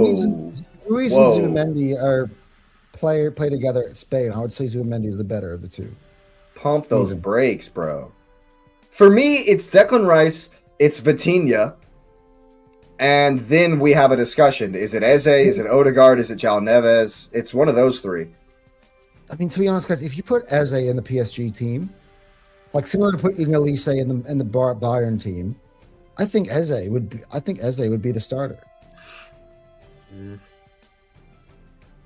I don't think it's just 100% João Neves is in Neves, front of all of over them. Ruiz probably, but like But I think it's a shout. Oh my I God! think- Oh yeah, JT, I heard that too. Talking about Vitinha and Neves are better than Iniesta and Xavi. What are we doing? What are people I've doing, heard- man? People are The saying recency this is the Xavi most, bias- played I'm in a hearing this better is the era of most football. technically gifted team since like Prime Boss. The This is recency bias is crazy, bro. The recency bias is absolute nuts. You'll see. We were so spoiled when we were kids. When we were younger, we were so crazy I spoiled. just- Are you shitting me? I- Iniesta, Xavi, If 3 international tournaments in a row and Champions Leagues dominating If- La Liga. Get out of here with that, bro. if this ref actually let us play football, That is something I'm worried about. Mr. Prodev, if this is your starting 11, I concede the Champions League to PSG. For real, bro. For real. If Nelly and Kai starts, we're doomed. Nelly Kai Saka, dude, are you trolling? He's Rage trolling. bait. He's got to be rage baiting. Yeah. This is rage bait. By the way, Rookie, I'm gonna help you save some stress and some time at the therapist. My whole thing about Havertz is you're right. He is a great squad player. We've said he's a great squad player. His wages I are just don't want suck. him to be the starter, and he's Yeah. paid too much. Yeah. 250K a week. Come on. It's No, 265, not- bro. I'll It's admit, 265. I go a little bit bipolar with Havertz, and I'll admit that, right? Sometimes I'm like, he sucks when I'm out of here, and then I'll apologize the next day. But that's just kind of where I am with him. Like, I only get upset about him at the days where all of a sudden he's starting. He's at inconsistent, inappropriate like a time. sub should be. That's why There you he's go. not starting. Yeah. Yeah, and you get that pace. I believe. By the way, this idea that What, Trossard Hertz is and going to give us slow- pace? Gyökeres but isn't this- going to give us pace. That's what How I'm many? saying. How many Who- balls over the top Eze is going to have to give Gyökeres before you guys realize that that's a thing that can happen? Right? What about the goal? What about the second goal versus Fulham? Yeah, the Ball second in- one, the one that's in Ball my into intro. the channel. Ball into the channel, bro. That is bread and butter for Gyökeres all day long. Oh, Yeah, I Saka's cut that probably out. I cut that out of the clip, the combo plays, because I just didn't have enough time to fit within the time. I needed the goal to go in and the celebration just for the visuals. But that goal was beautifully illustrated by you, which is as he plays it through the channels of Gyökeres, he combines 1-2 with Saka, and guess what? We were 3-0 at halftime against Fulham in that game. That is the template. That's exactly what we're after. When you see that, if we actually finish our dinner, we win the game. I That's think We got what so you- many chances, bro. Martinelli cost us a freaking Champions League. Anyway, look, Mr. Protiv, I wouldn't be surprised, but if I would. Arteta is who I believe he is, he would look at. He's a madman when it comes to one thing I've learned. Again, he's a madman when it comes to just analyzing the game and looking at the tapes and looking at every different possible situation. Every single analyst I've seen tells me that Gyökeres is the mismatch, is a player who creates a mismatch against this PSG team specifically. And therefore, that's why I think that Arteta is actually going to pick it. So, I just feel like it's 3-1, bro. I inject know. that in my veins. Inject it Oh, in my yeah. veins. It'd be so beautiful. Look, again, I have so much. It'd be funny I have if we so lose much respect 3-1. for them. Lol. Again, I wouldn't be surprised with that either. It's one of those games where you can kind of look. Don't tell me we're losing 5-0, which is what Kate was saying this morning. Come on, She bro. alluded to it, and then she brought it back to 2-1. We've But she not was- conceded. We've not conceded more than 3 in God knows how long. In like To 4 be honest, years. I think Curtis is the most likely because this is 1-0 to the literally Arsenal, been baby. the score line in most of our games. Dude, keeping point. PSG from scoring a single goal is That would be the tough. biggest Can I flex of be all honest? time. Can I be honest? I could see that happening. It is a scenario Depends. that I believe happens because this team. Forget about the conceding the goal to Mateta against Palace. Like that doesn't count, right? I mean, in terms of really how we close out the season, we've been lights out since the Nate's Man on City game. smoke. Here's Dude, one thing. 4-0 by halftime.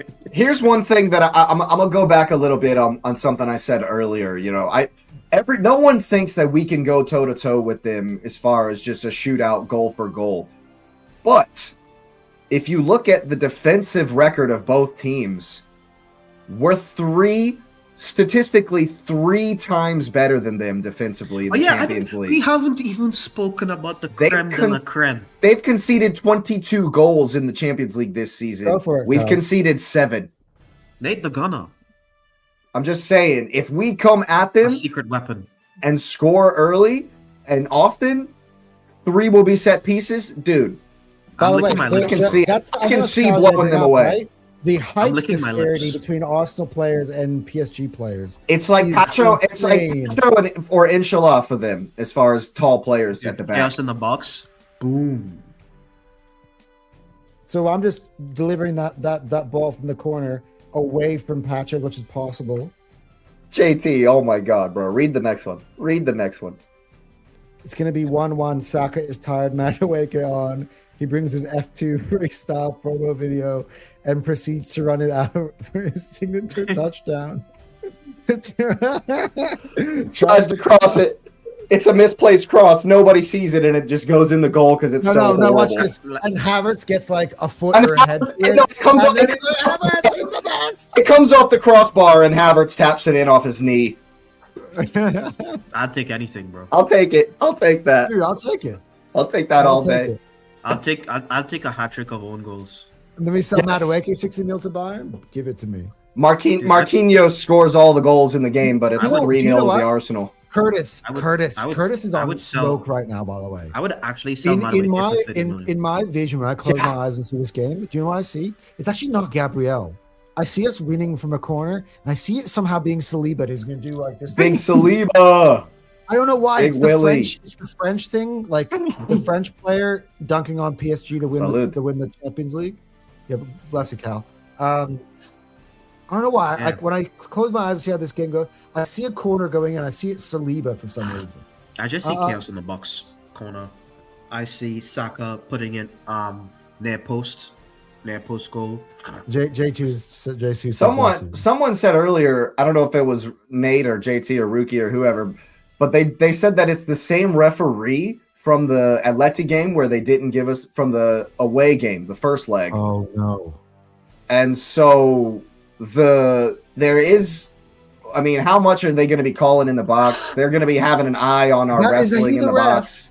Oh, dude, you just ruined that ruins my. I mean, according to someone in the chat just now, yeah. Oh no! So not You the know second who I leg, want- the first You leg. know who I wanted to The see? first as leg, the guy that missed the Eze pin and gave the Ben White Trossard's pin. dad. I wanted Trossard's dad as the referee. Trossard's dad, yeah. He's Arsenal's Yeah, record with the ref- Trossard's they got- dad as the ref. I think Trossard's dad is the best ref in the world. Honestly, I think he's great. What's his name? Claremont Terrapin? Something Oh, like he's that, yeah. French, or is he French? No, he won't be reffing then. Yeah. That's why. Oh, because in my opinion, I think he's the best ref in the world. If they refer, they're probably going to referee in PSG's favor. Yeah, dude. you would expect. So we're not going to be able to be physical. That's Look, gonna at the be same how- time, That's though, going to be like, interesting, yeah. the ref from the Atletico game did give us a penalty as well. It was the if it wasn't for the Eze It was the decision, VAR, actually. It was the VAR that told him. It was yeah. the VAR. It was the VAR, and it was Diego Simeone being in It his was face. Simeone screaming in his ear, yeah. So that's not good either, though, if the crowd is going to be able to influence him, if, you know. But again, we're in neutral territory, so it ain't the same. You know what I mean? Yeah. Yeah, but the Paris Ultras, man, they're going to, you know, we need to match Be their honest. crowd energy. We need to From match what their I'm hearing, crowd by the energy, way, bro. What I'm hearing, by the way, from my friends who are down in Budapest, Arsenal fans are outnumbering PSG fans right Didn't now. Sparks go? obviously. I think James went. Yeah, Yeah. James. Sparks from Footy Yes, Corner Sparks is TV. From Footy Corner Yeah, TV. yeah, Yeah, he's there. I did a show with him the other day. He was talking about going. Yeah, The I've only been on people Spanish. the only people that care about PSG are rivals right now because they're too ahead for them, and people who live in Paris. Yeah, JT says bring back Kalina for the final. Let's do it. Yeah. Bossardino's dad, that's my guy. Clermont Turpin. I think he's the best ref alive right now. Because he's the only, like, every time I watch him ref a game, there's never any bullshit. Now, anybody's big happy to correct me. But like most of the other refs, I could name you times when he's done something really shady. He's the one that I feel like refs games fairly in like the entire landscape of all of Europe. Guess what? I think they're gonna get all the calls, but we're still gonna win anyway. Bank it. All right. I think this has just been one of those seasons where you just beat the odds. Yeah. You know. Everyone says, "Oh, we didn't get a red card or a pen this season." Did you know that City also didn't receive any red cards and only conceded one penalty this entire season? Mm. Well, we both should have had more than we both should have had reds that weren't given. So let's not flex that too much. Or City way more. way. Well, Bernardo every- Bernardo punched Daniel Ayer in the back of his leg. That should have been a red. And obviously Gabriel headbutted Holland, so that should have been a red too. Yeah. The one I would look out for here, JT, is Nuno Mendes, because if he gets booked, Saka is going to have a Yeah, field day. let's get Mendez on the yellow immediately. Yeah. Because I love Elise that. had a great game against Mendes, and so if you get Mendes on a red lights out. If you get Mendes on a yellow, that would really seriously give us an advantage. I think we will only get him on a yellow if Saka stops drifting on the inside and stays touchline. Tries Yeah. to beat him. Yeah. But Saka's We'll been have to- drifting yeah. on the inside a lot recently, so I'm not sure if that happens. Dude, I agree with JT, that. don't even get me started. I can make a I agree video with this on this. 100%. I could make a video on this. He Rodri gets as well. away with murder. He could punch people in the legs. And, Just a city and effect, man. Yeah, for real. hopefully goes away without Baldiola. Yeah, I think it All might right, be we've the almost tactic. we've almost gone for 2 hours, so let's put our cards on the table here, guys.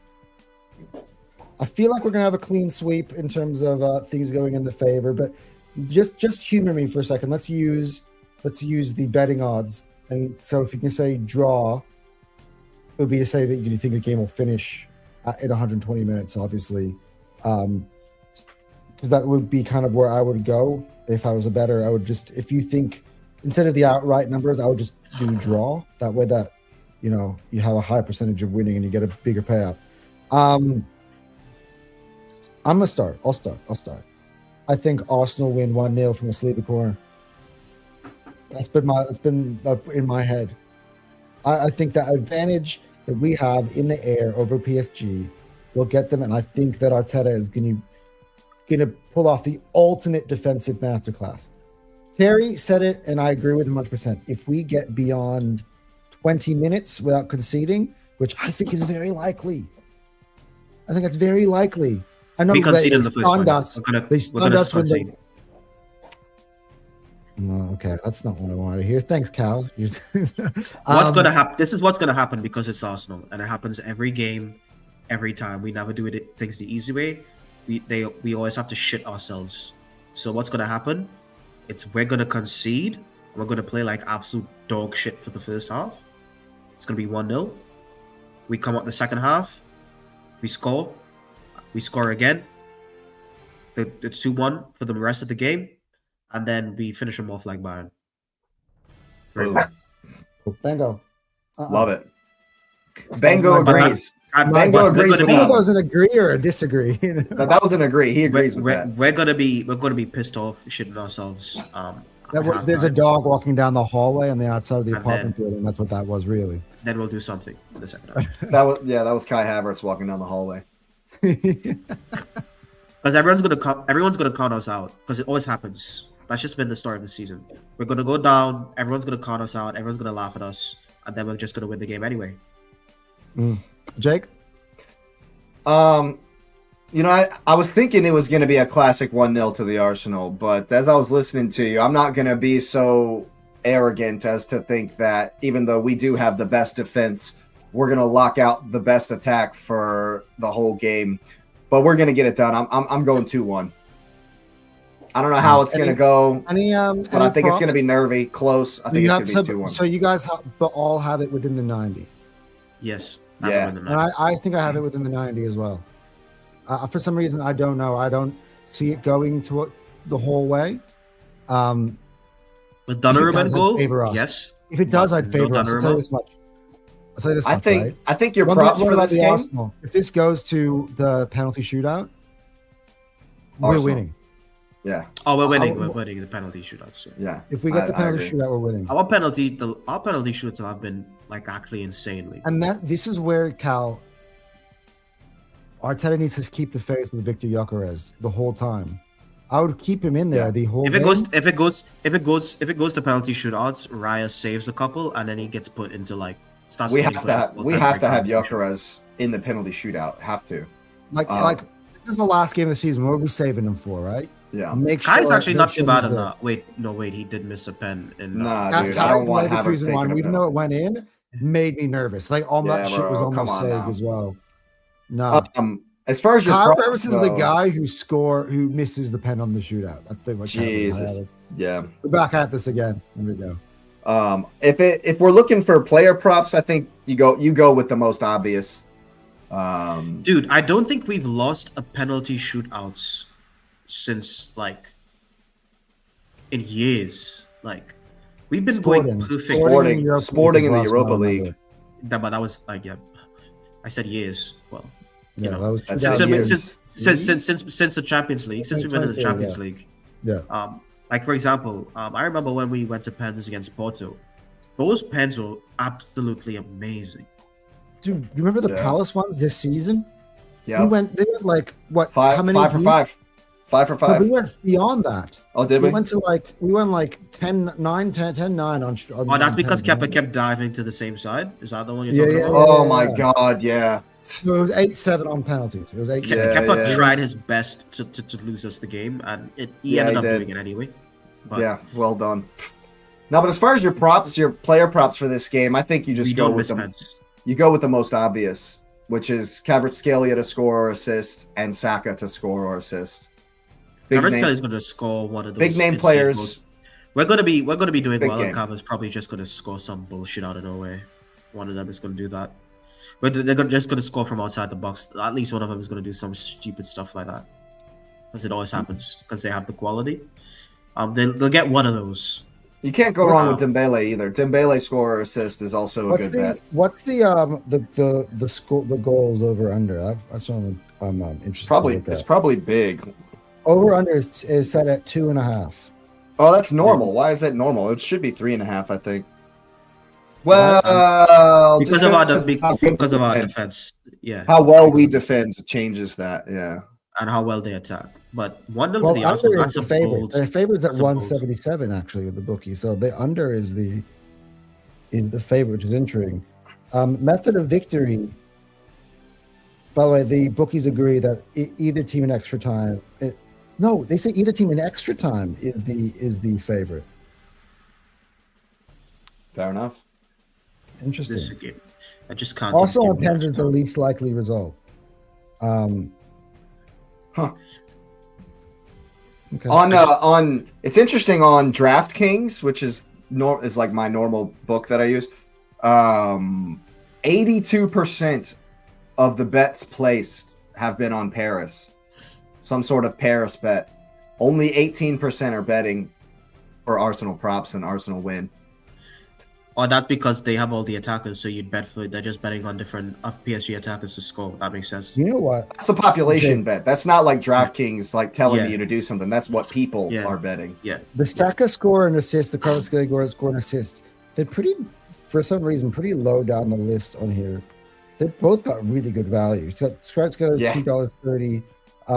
Kvaratskhelia to score or assist, you should definitely take that bet if there's any kind of good value. I mean, Definitely I'm not take doing that. that bet because I don't want I'm to telling cheer you, for dude. that. When we're talking about betting, I go completely objective mode. It's not about my Arsenal. When we're talking about trying to make money, it goes beyond the team affiliation, you know? So smart money is on Kvaratskhelia to score or assist, for sure. I think Kvaratskhelia I'm just seeing edge of the box killer that Ryan can't get to, even though we don't deserve it. I can see that. Yeah.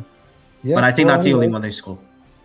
Yeah. Well, anyway, guys, we're almost at 2 hours, so we'll wrap up the show here, guys. So we'll be back.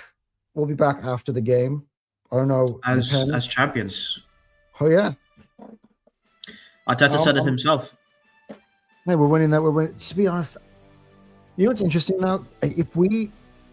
People are trying to build this up a lot, and people are like, look, it's been 20 years since you've been in your last final, but I just feel like that was the end of an era where I feel like, as Cal, you brought up the point earlier, which is quarterfinals, semifinals, final. So if we were to lose this game, I'm not like, oh no, there you go, fuck, we blew our chance.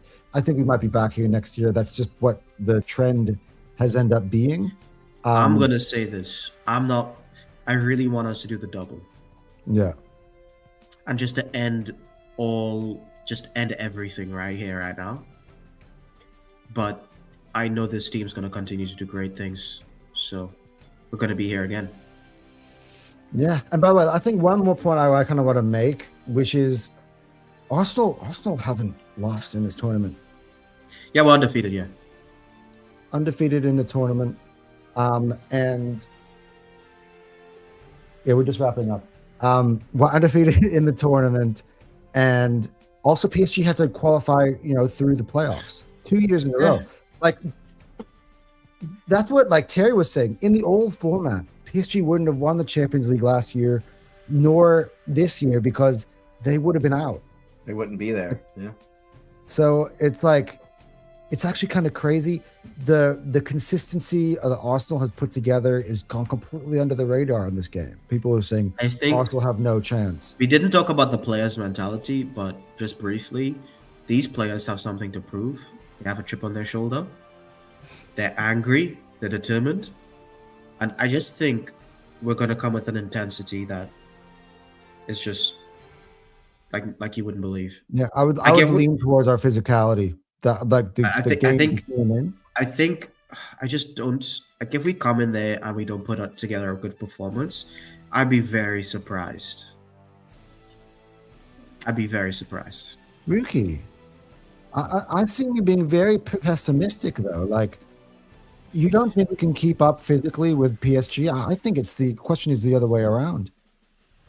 I think, by the way, our players are well rested. Sub Palace game, like most of Rice didn't play a game in the also, game. Odegaard didn't play in the game. And Rookie saying came on, like Saka didn't play in the game. The guys who came on were like Eze. Well, his angle is more from speed. They're going to be running back and forth, back and forth, back and forth, back and forth, back and forth. That's why his does everyone think Arsenal players are slow? That's his keep up physically. Our defenders have the most amazing recovery. William Saliba, by the way, is a freaking speed demon. Does it from a defensive in terms of he has the best recovery runs of anybody in any defender in the world. Rice has got the best recovery runs of any midfielder in the world. Yeah, like Julian Timber is the same. Like Zubimendi is the same. Like Rookie said they wanted PSG, and I think they're right. And I think what really pissed them off is like last year when we literally gave them better games. Luis Enrique going on there and saying, "Oh yeah, Liverpool gave us the hardest game." Dude, you absolutely annihilated Liverpool, and Alisson had the best game of his career in the first leg. Like, let's not do this. Yeah. But anyway, we'll beat them. Physicality, JT says physicality is more demanding than technicality, so it's battle where need to be on top of them to win it. I agree. Yeah, but that's how we win anyway. The way I kind of see it is that we're going to assert our dominance on them, and what they're going to do is they're going to try to win fouls. Because I do think that at the end of the day, we are going to be the more aggressors physically. Yeah. And it might be if the ref lets us play, it's curtains for them. It's absolute curtains. Yeah. Yeah. Which is why, but you know what? To be honest, this ref, he let things go. If it's the one with Atletico, if I recall, he did let a lot go. He let a lot go, which is exactly what we want. Right. So you have any idea what I got PTSD over the Eze penalty decision, but on review, in terms of you really look at that entire game, he had Atletico Madrid against Arsenal, two of the most physical teams in Champions League, and he let a lot go. There are a lot of questions about different guys. Talking about VAR will have the penalties. We'll be fine. Yeah, we'll be fine. We have been celebrating. Don't know our fitness. PSG, on the other hand, they have been training since. Yeah, we figured that's what you were saying. Yeah. But at the same time, dude, we both have played similar games in between. Rookie, that's just wrong. You're wrong. I'll tell you why you're wrong. I was literally watching us before we lift the trophy. Literally everyone except Madueke was talking about how they have to get back to work and training tomorrow. Literally all. But also, job's not done. Part about Saliba, every single interview I see Saliba, he's like, "Job's not done. I want more trophy. I'm hungry. I got a taste. I want this." Yep. And this is after the trophy lift. So these players want let's not get it twisted. They're not, boogieing. They want to win. I agree, Mr. Proto. By the way, guys, make sure you guys are liking and subscribing. I want to take a look at the numbers today, which are very good, very good. Guys, make sure you're hitting the like button on the video, making sure you're subscribing. I don't know if I said that at the start of the video. I love the audience in here today. We had great We've had great, audience participation as usual because you guys always deliver, especially our regulars. You got JT, you got Rookie in here, you got who else is who are also some of our regulars that are in here? Nate, Curtis, I saw earlier. SEK was in the building. Simon was in the building. Yeah, there you go. Right. And Mr. Prodev, you know what? As much as you disagreed with most things, but I agree with this, with most of the things we've said today. I love your audience participation. I would love to have you back on the next show when we're European champions. So, or all the other ones in the future. And by the way, we're going to get into, after we're done with this, we're going to get into World Cup mode. We're going to get into transfer mode. So the shows will be back. All right. Jake, did you change your name to Champion? Of course. I love it. All right, guys. That'll be it for today's show. Yeah. Again, make sure you're liking and subscribing. It's good to have both of you guys here. This was a fun just to sit here and chat football with you too. And of course with everybody else. So well, yeah, exactly. This is the Anne Hathaway year, 2026, the Arsenal and the Knicks, so nice. Nah, same here, man. Same here, man. Look, Yeah, I get it. big up, My Mr. brother's a Prodev. this is just me at my dinner table with my brother, yeah? My brother's a massive Kai Havertz guy. Like, this is just, it's part of the territory. So you're practiced. You're practiced. Oh, absolutely. Which is why I run people over when people bring it up. If he scores the Champions League winning goal, put another 50K on our salary. I'll just be like doing that. Yeah. You know what I mean? I'm all good. Guys. I'm all good. All right, guys. Come on, Arsenal. We are one win away from absolutely shutting down the internet. Let's fucking do it. Chelsea will absolutely dissolve into Please, God. nothingness Yes. if we win tomorrow. So let's do it, guys. Let's end the where are your UCLs? How many European titles you got thing forever. Make people actually talk about football for once. All right, guys, we out of here. See ya after the game tomorrow.